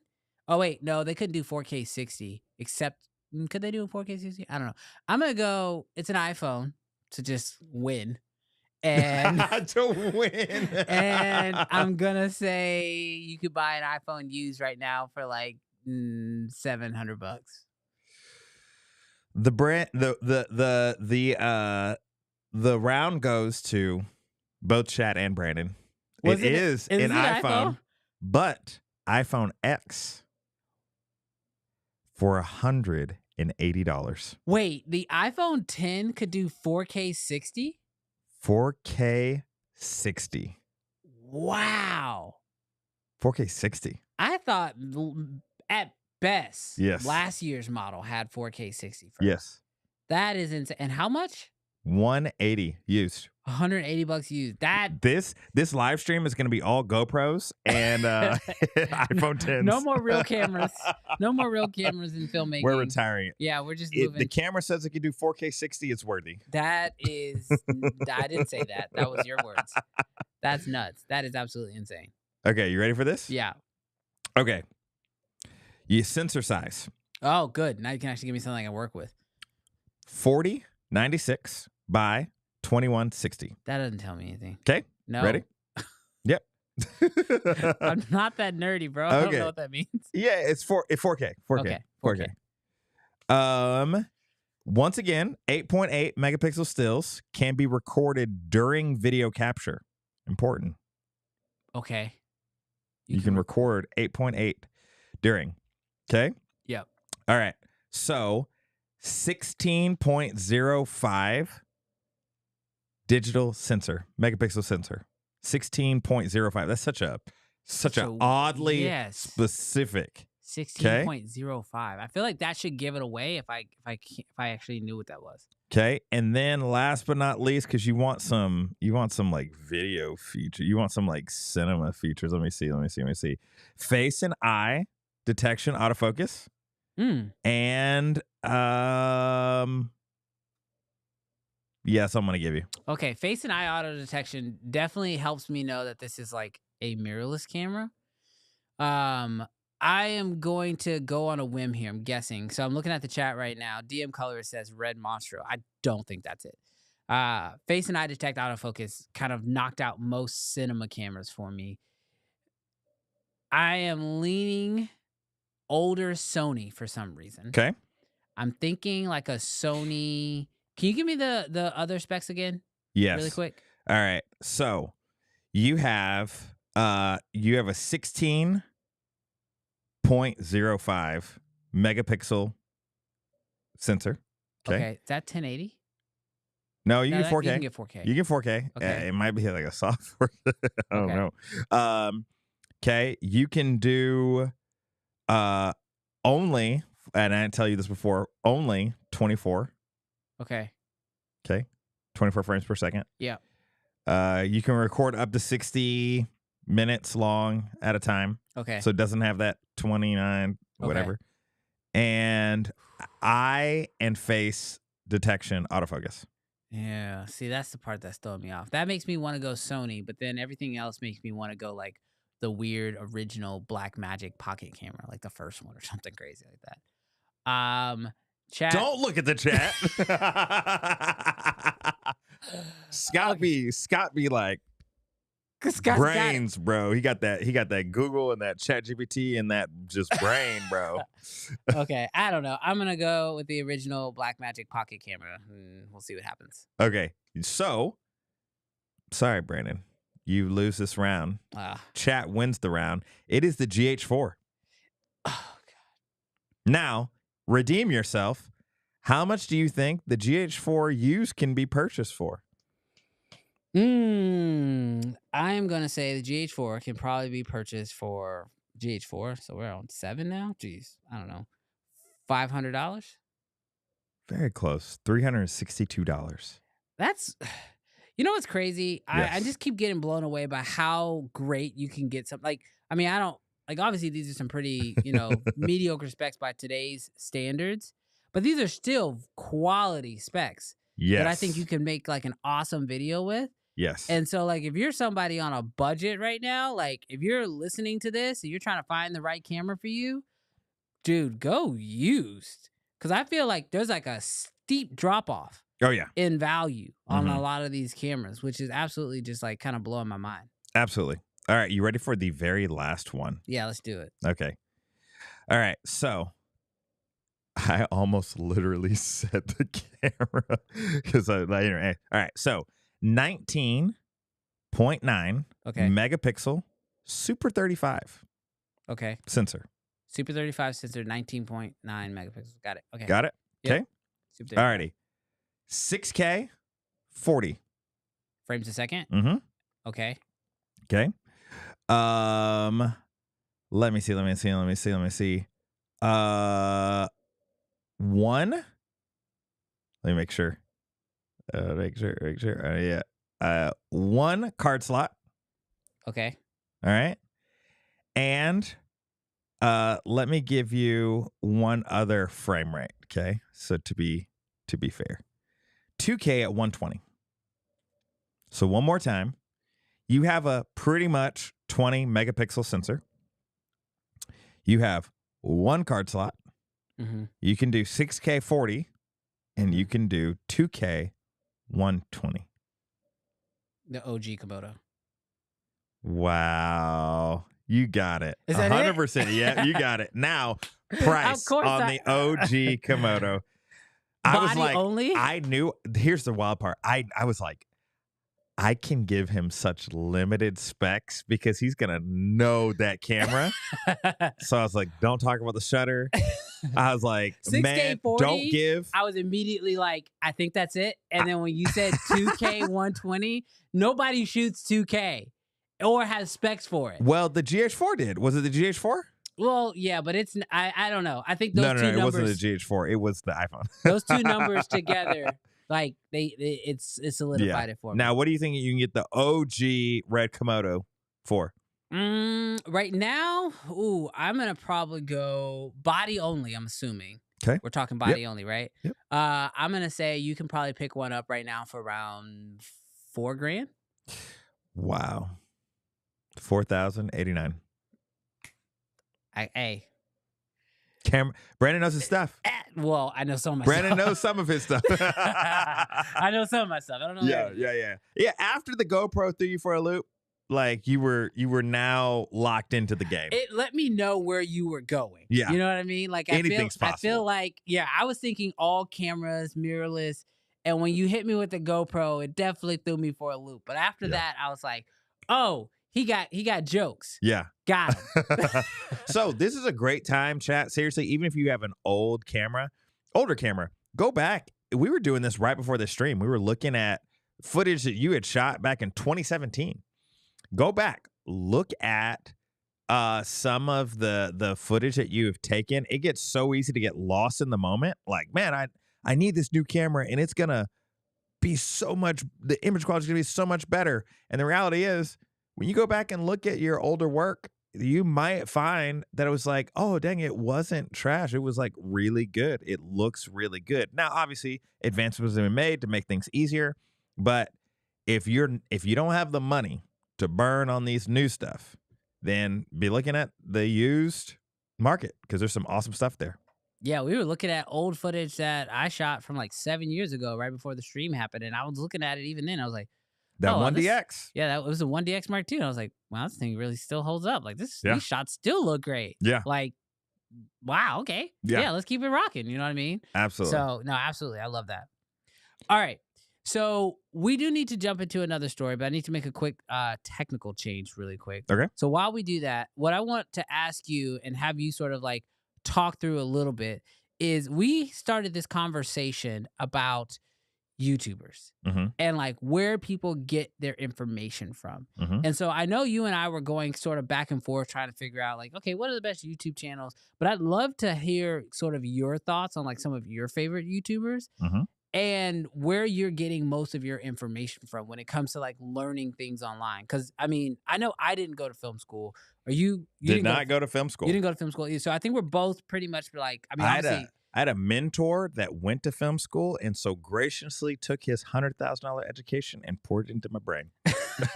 So I didn't even get that, but I got a bunch of people on YouTube who learned stuff, whether through film school or through the, the School of Hard Knocks, which is also, I have a secondary education through the Yeah. School of Hard Knocks, just learning things the hardest way possible and failing a lot. Oh yeah. But I'd love to hear sort of your take on like where you've gotten your education from when it comes to like, growing, learning, listening, and just becoming a better filmmaker, whether that's business or through the creative side of it.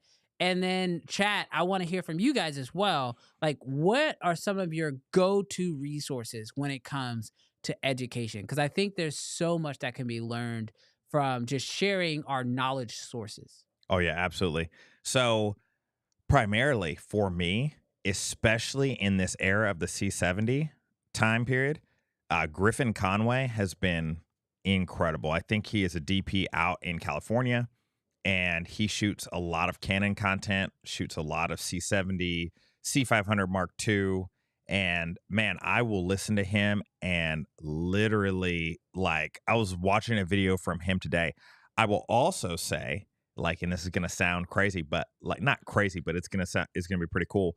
I shared this story. I don't know how many months back it was, but a person's content that I had consumed so much is Brandon's. And so when I ran into him in public, I was like, you're Brandon Washington. And so anyways, so watch so much of his content, especially when I want to break out of, the echo chambers of Canon. And I wanted to see, he was shooting Blackmagic, he was shooting Canon, shot with some Sony gear, and then ultimately with Red. It gave me an opportunity to see some things of a potential evolution outside of Canon. A lot of content that I'm watching right now, especially for like a news place, is Ordinary Filmmaker. He is always like dropping 5-6 videos a day about camera news. And so love, hearing about the cutting edge tech. Little out on the patents because the patents are like kind of boring and who knows when they'll actually come out. But he's been great. Obviously, Jared Poland, he's more of a photo side of things, but near and dear to my heart because he was a strong Nikon shooter, and recently, not even recently, within the last year, couple of years, he's been shooting almost all of his studio work on the R5. So follow him. And then the last guy that has been so good, and I'm actually gonna have to pull up my my YouTube because I literally Sounded Out Films. He's a DP, I think, out in Philadelphia, and he is, and if that's wrong, I might be wrong, but he's awesome. Like, he deep dives into the C70, and I love that. And so those are some of the creators. Not even honorable mentions. Cam Mackey, he's awesome. Love his on-set stuff. And I would say Justin Porter is the only person that I watch other people's wedding videos that aren't my own. So love getting inspiration from him, not just with his work, but also learning about time code and that stuff from him. But what about you, Brandon? Yeah, I think for me, when it comes to like following like filmmakers on YouTube, I have actually like, because so much of my business for a long time, I feel like I go through like these waves where there's like ups and downs and different, not necessarily like ups and downs, but it's like different areas of focus at different times. Mm-hmm. So like there are times where I go down like the creative rabbit hole where I am watching people who I'm looking for like inspiration from. I'm looking for like, oh, how did they do this? Were they creative with this? Like, for example, like a Danny Gewirtz is somebody who I absolutely look up to as far as like to how he tells stories and how he brings his films together. But then there are times where like running a production company, I feel like I had to go down the business side of things where I find myself consuming a lot of business content. And I'm like listening to like the Alex Hormozis or the Gary V's or just different people like that, because I find that like for me, there's always been this like, in order to do this as a profession, I had to figure out the business side of it because, I never wanted to be a starving artist. So it's like I had to figure out the business side. But then once I get the business kind of going, then I find myself creeping back into the creative side. Mm-hmm. I will say, though, it has been probably one of my favorite things about being on YouTube and doing YouTube is I have had the opportunity to become friends with a lot of the people whose content I consume, whether that is Cam Mackey or Brittany Janae or Brady Bassett, who I learned a lot of stuff about lighting and stuff from him, and or like Ryan, like all of these different guys. Like now that I'm friends with them, it's been really cool because like I can just pick up the phone, call them, or reach out to them, or ask them a question, or if I like their video but I have a follow up question, I can reach out. And that's one of the things I like about social media and YouTube is I feel like Instagram kind of was like, is that way for me with a lot of these people. It's like you can just reach out to people and ask their questions and get those answers from them, right? And like when it comes to learning, especially, like Mr. Camera Junkie said, the University of YouTube, when you go to the University of YouTube, there are so many different individuals who you can learn from that it's almost better than university, where like you might have to take a certain class, but there's only 2 professors that teach that class. And then you go and you ask, what is this professor like? And they're like, oh, he's really tough. He's hard. Yeah. His class is almost impossible to pass. And you're like, oh, okay, good. Let me stay away from him. But then you go to the other class and you're like, what is this teacher like? His class is super easy, but he's an idiot. He doesn't know anything. And you're like, oh, great. So these are my 2 options? And you're like, yeah, unfortunately. But like with YouTube, I feel like you have the plethora of different classes that you can take, and you can kind of take it at your own basis. And it also allows you to like see whose work do I like, and then I can learn from that person. And that's normally where it starts for me on the creative side of things. It's like, I'm like, ooh, what do I like that person did? Like Rob Machado, for example, his lighting and the way he does skin tones and like his lighting is so beautiful to me that like I can go do a deep dive on his content and try to learn as much as I possibly can. But like, it just really depends on like what you're into at that time. Oh yeah, absolutely. So we also want to know from you guys, who are some people whose content that you love being on? So we're gonna pull that up in the chat just to kind of see.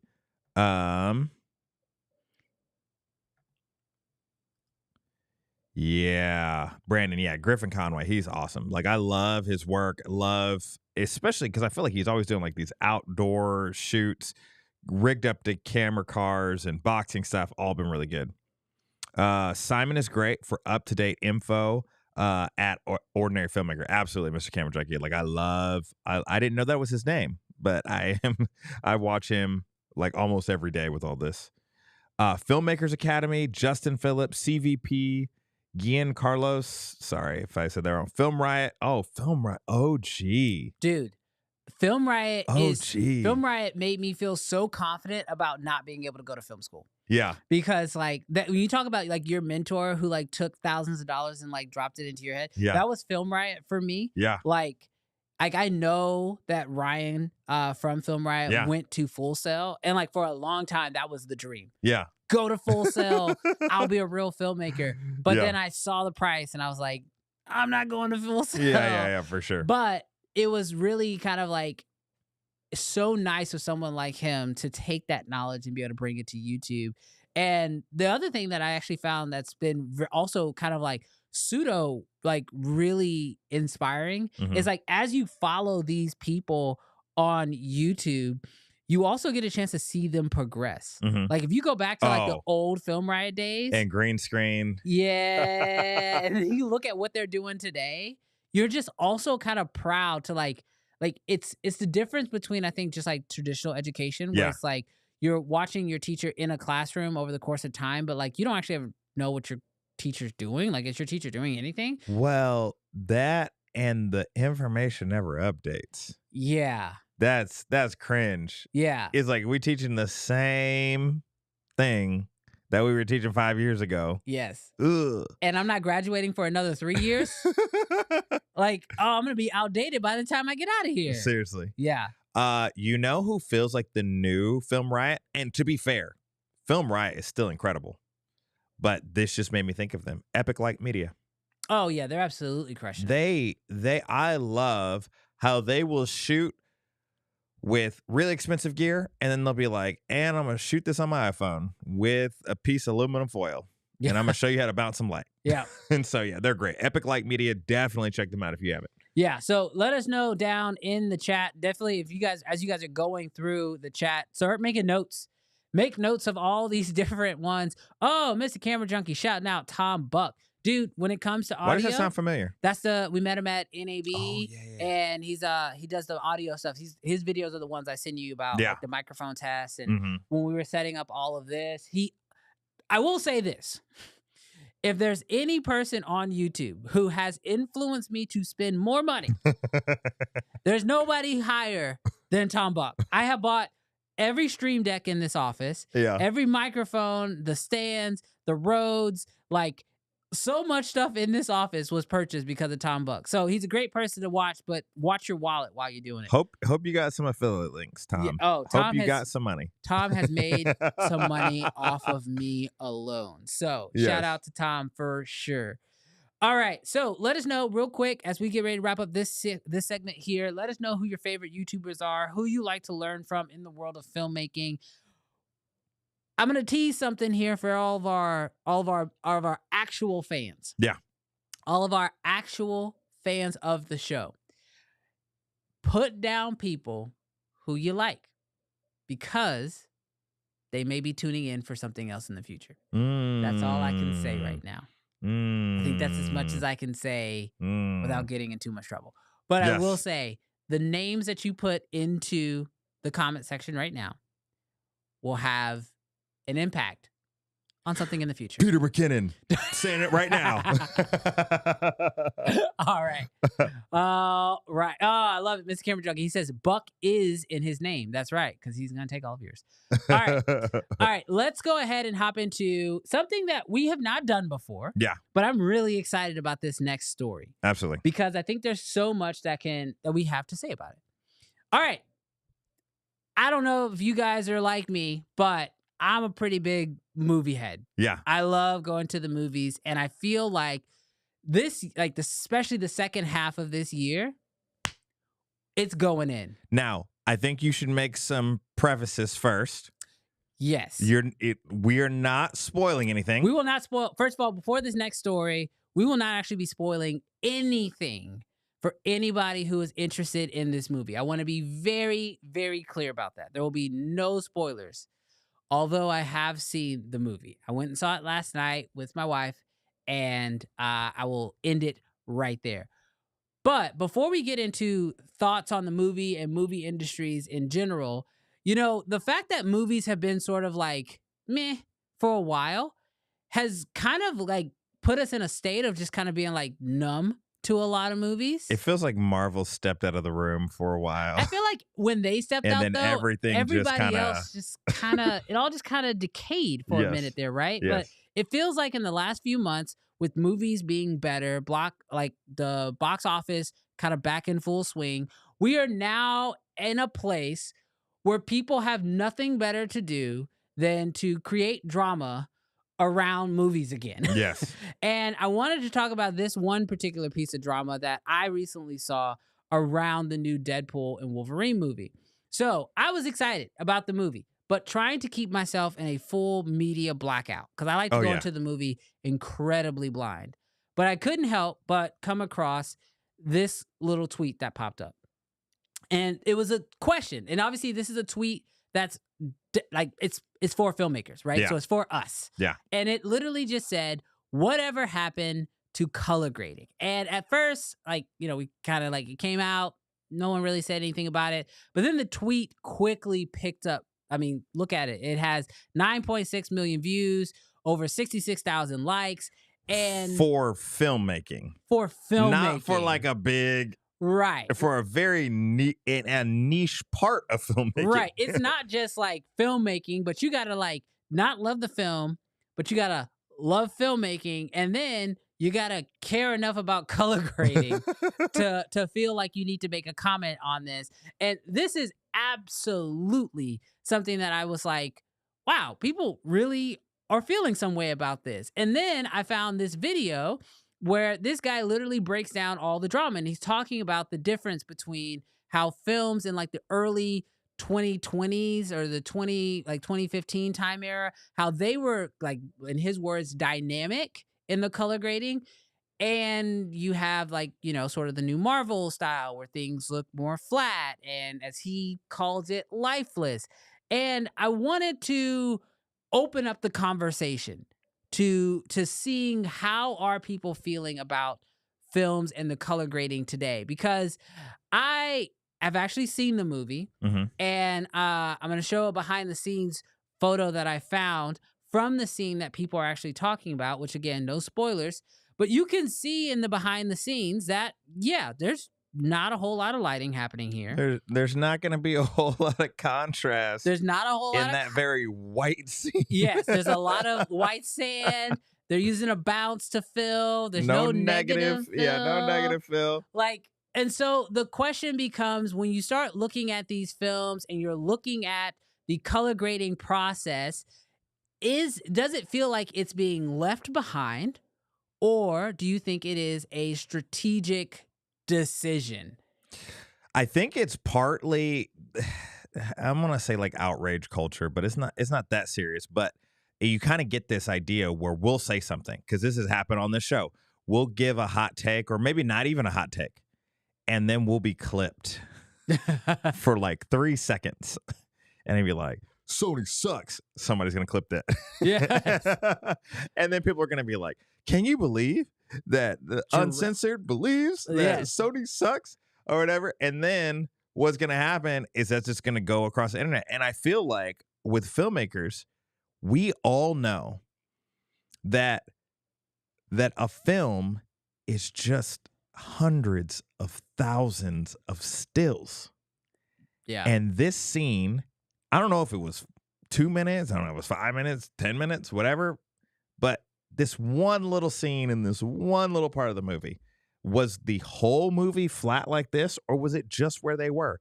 Outrage culture. Are we just taking a clip, a little slice? So that's the thing. It's like, when you look at this, there's obviously like a lot of outrage when it came to this. They put these two side by side because the frames are similar. Like, you can grab both of these frames from, I believe, both trailers, right? So on the right, we've got the new Deadpool Wolverine, and then on the left, we have the original Wolverine Origins trailer. And yes, you can clearly see there is a difference, whether that's in the skin tone. There's obviously more contrast on the left. Inside, outside. But that's the thing. We're getting upset about a scene where everything is different. Like, literally, as someone who has now seen the movie, I can tell you, like, on the right, the scene is outside. So it is different. Like, so getting upset about this, but I'm not really, like, I believe everybody's entitled to their opinion. What starts to bother me, especially when I'm like reading the comments underneath the tweet and watching the YouTube video and then reading the comments under there, is when people get upset with specific filmmakers about this decision. And that's the point that I really wanted to like nail down. So the last year, I was actually, or not last year, a few months ago, I was at Cine Gear, and I got a chance to actually meet this gentleman here. Now, this is Eric. He is a cinematographer. I mean, he's in the ASC. He has worked with what's the director's name? Oh, Fincher. Fincher. He's shot for Fincher, obviously The Killers. He was the DP for Killers, and he's done a ton of other movies. Now, he works not only as a DP, but he also does electrical. And he was talking at Cine Gear on Red's booth, or for Red, to talk about like the whole process. And he was up there with a few other cinematographers as well. And he said something that completely changed my mindset when it came to how we think about movies, the look, the feel, everything. He said that when you hop on set and you choose to take on a film, when you sign up to be the cinematographer, you don't get an asterisk next to your name in the credits. And when he said that, I was like, why would you need an asterisk next to your name? Like, that doesn't make any sense. And then when he further broke it down, it started to really clarify. See, when you sign on to do a movie, typically it just starts with, the producers, right? And a lot of times that's a studio, but there's executive producers, different people involved. These are the people who have the money and have the money bags most to gain and or lose. Yes. Right? And then they actually go about the process of hiring writers in a lot of cases, but sometimes they buy a script that's already written. And then they have to hire a director. And then a director brings on who he wants as the cinematographer. And as the cinematographer, when you sign on, typically you have a scope of what the film's going to be, schedule, things like that. You have the script, and you have to ask yourself, what can I bring to this film from my skill set as a cinematographer that can elevate this, not only for the project itself, but for myself? And here's where the asterisk comes into play. Yeah. When you sign up to be a cinematographer for a film, you don't get the asterisk that says, I wanted to do X, but the studio made me do Y, right? Like, my vision was this color grade. And so when I lit it and I shot it with this intention. But then when I ultimately handed over the footage to the studio to then go through their color process, they got a chance to do their own thing. Now, some directors, big time directors, have where they will have control over the entire post-production process. They can have control, final say over color. Those are things that they work out and negotiate in their terms, but not all directors get that. And so when we start looking at these films and we start thinking about, okay, who is to blame for why does this film look flat, or why was it lit this way? I am totally fine with everyone having their opinions over, did you like the old color grade better? Or is there a place for this new look? Which, personally, I do tend to find myself, I like the more stylistic look because I think it adds a little bit more to what the director wants us to feel. So we lose a little bit of that when it's more flat. But I will say that when you are choosing those decisions, just know that to be oh, Marvel doesn't care, or oh, these directors don't care, or oh, that cinematographer did not do a good job on shooting X, Y, and Z.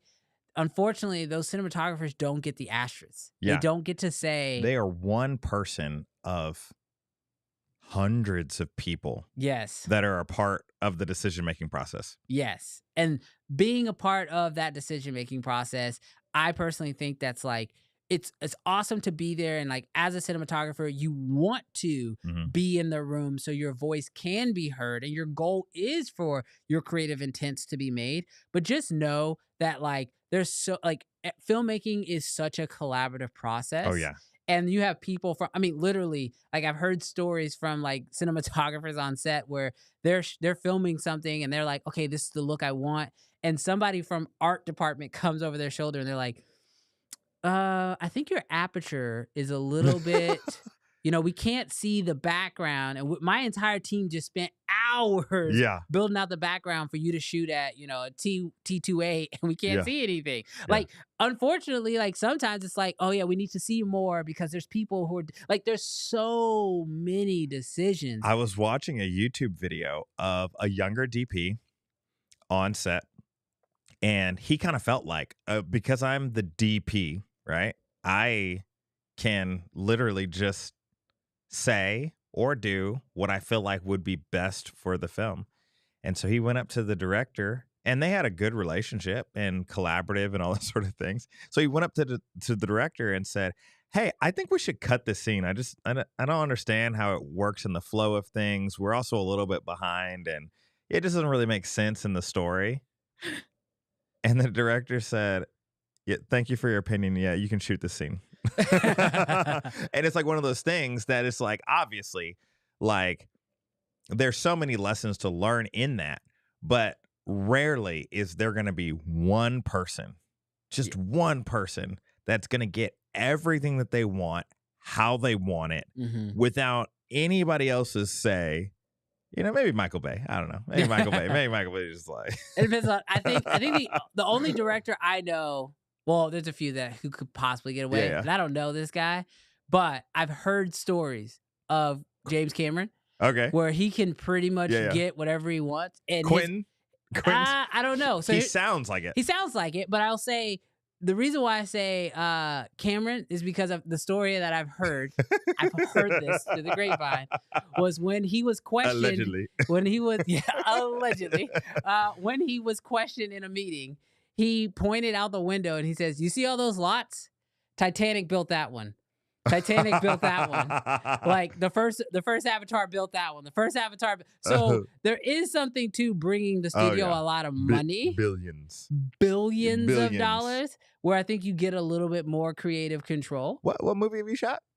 Yeah, exactly. So, but no, I definitely think that there is. I definitely think that like as creators and as aspiring creators, keeping that in your mind as you are moving forward, because this is even something that comes in handy when you're working with clients making marketing videos, where like they hired you, they want a certain look, and sometimes as a creator, you want to do something and they're like, that's not what we need for this project. Raise your hand in the chat if a client had asked you like for something specific that you're like, oh my gosh, that's ugly. That's not the right location. We need to bring in lights. We don't want lights. Oh my gosh. Yes. Like if that hasn't happened to you yet, then you're blessed, or you haven't had a ton of clients yet, because it will happen to you. Yes, it absolutely happens. So just remember that filmmaking is a collaborative process.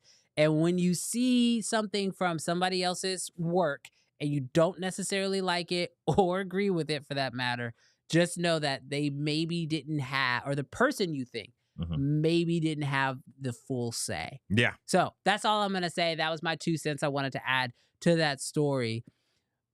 Should people go see Deadpool? Yay or nay? Okay. I'm going to do this because we're kind of getting close to the end of the show. Yeah. I'm going to put it like this. At this point, I will give my initial thoughts without spoiling anything of the movie.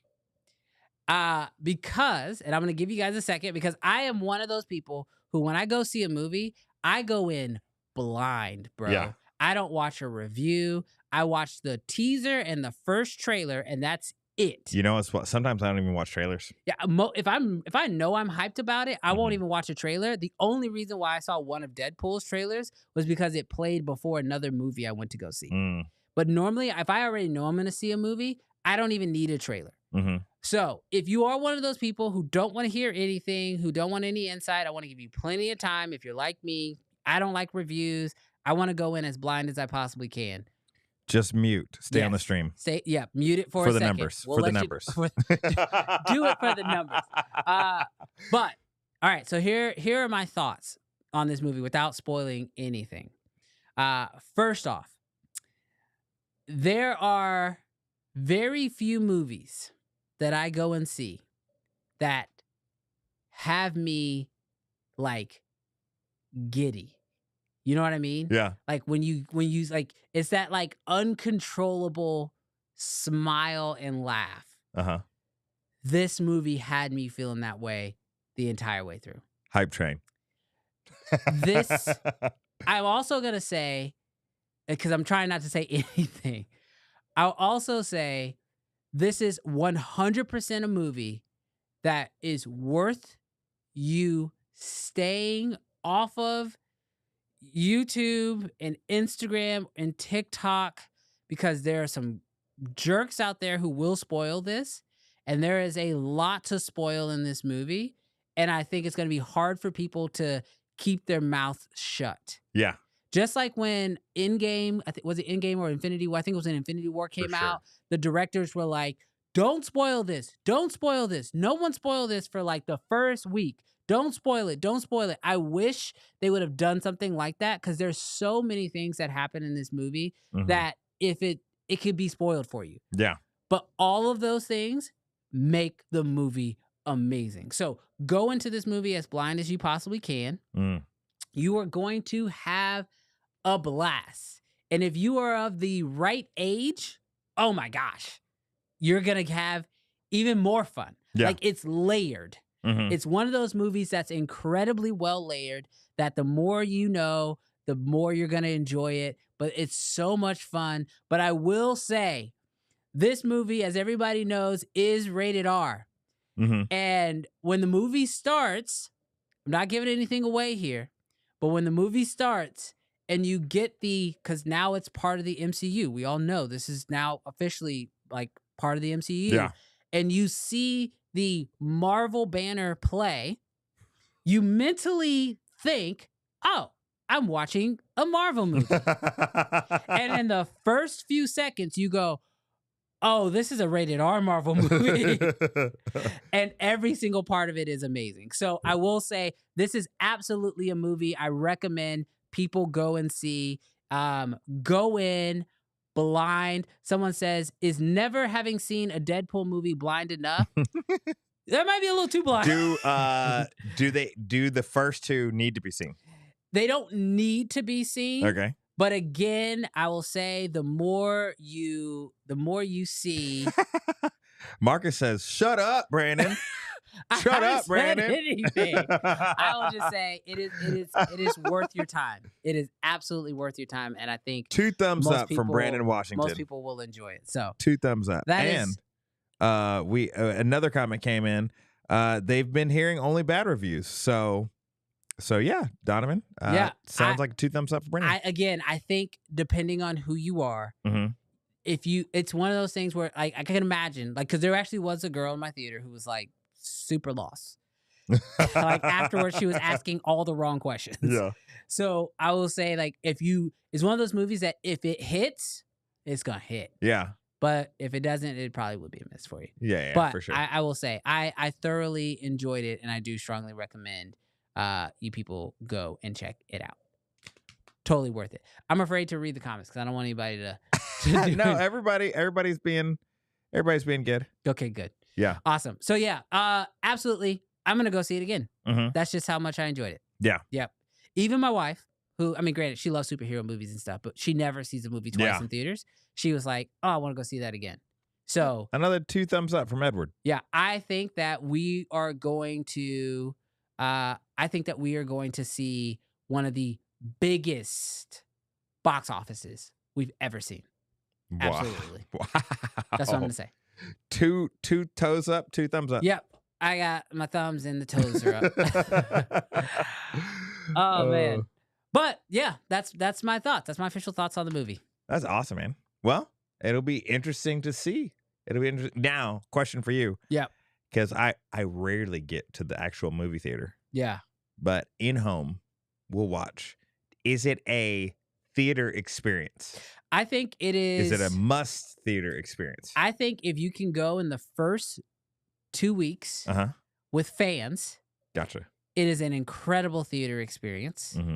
And I will also say, to avoid spoilers, seeing it in theaters is a must. The moments that happen that you don't see coming are worth seeing them in a theater with other, I'm going to call them nerds because I'm a nerd too. Yeah. With nerds of yourself enjoying that moment together. Totally worth seeing it in the theaters. Yeah. I want to see it again in theaters with people who haven't seen it. to watch their reaction. Yes. Yeah, for sure. So yeah, absolutely worth seeing it in theaters for that reason. Not like Avatar, where it was like the technology you'll miss something meant that you needed to see it in theaters, but the experience is worth seeing it in theaters. And personally, I am here for theaters. I love theaters. My goal eventually is to have my own film shown in theaters. So selfishly, I want theaters to be successful, but I love the movie theater experience, and I can tell you it was packed. So get there early. Yeah, chat. If you are here with us, then you are a true fan at this point. I'm going to give you a little Easter egg of something that you probably don't know about me. I have 6 kids. So 6 kids, chat. So the amount of times that I get into a movie theater in a year, 1 to 2 times, maybe if we're lucky. Some years, none. But I always try to catch it. Definitely like on the afterplay. But the movies that must be seen in theaters, I try to make those. I'm going to tell you, if you're only going to see 2 movies in theaters this year, if you can catch this one like this weekend, or like maybe early next week, this is one. And the other one? If you can go in blind. Or you're just saying... No, this one. Yeah. This one. Out of the movies I've seen this year so far, which I go to the movies fairly regularly. That's like me and my wife's thing. trying to remember what came out this year. Yeah, I've seen a bunch of kid movies in the last couple of months. That's all I can think of. For sure. Inside Out and freaking Garfield. Don't waste your time on Garfield. Wasn't going to. That was not worth it. I watched Civil War last night. Okay, I saw that. A24. I haven't seen it yet. I was actually going to watch it on Prime, and I went to click on it, and it was like rent or buy, and I was like, this is why I hate Prime. Because it makes me think that it's available to watch on the streaming platform, but then it wants to charge me to do so. Yes. I'm not going to say anything. Yeah. I'm not going to say anything. Yep. That's one of those ones it's not a big spoiler one, right? Like, I haven't seen a lot of people spoil that movie online. I heard a lot of people recommend it. Yeah, I heard a lot of good things about it. Heard a lot of people recommend it. But it is one of those movies where I feel like, especially Deadpool, it's going to be one of those movies where you're going to want to go see it in theaters before it gets spoiled for you, for sure. Civil War? No, Deadpool. Oh, yeah, Deadpool. Yeah, go see that in theaters before it gets spoiled for you. Yeah. Absolutely. You know what? So thank you guys. I mean, we're kind of like in the deep end of this show at this point. Yes. I feel like we can kind of just do whatever we want. So really quick, for those of you guys who tuned in a little bit later in the stream, if you are on mute, unmute. Unmute. For those of you guys who tuned in a little bit later on the stream, we did mention that in the description right now, we have a link to our secondary channel, yes, which is actually called Uncensored. So we have developed an entire channel that's dedicated, pulling it up on the stream here, that's dedicated to this show.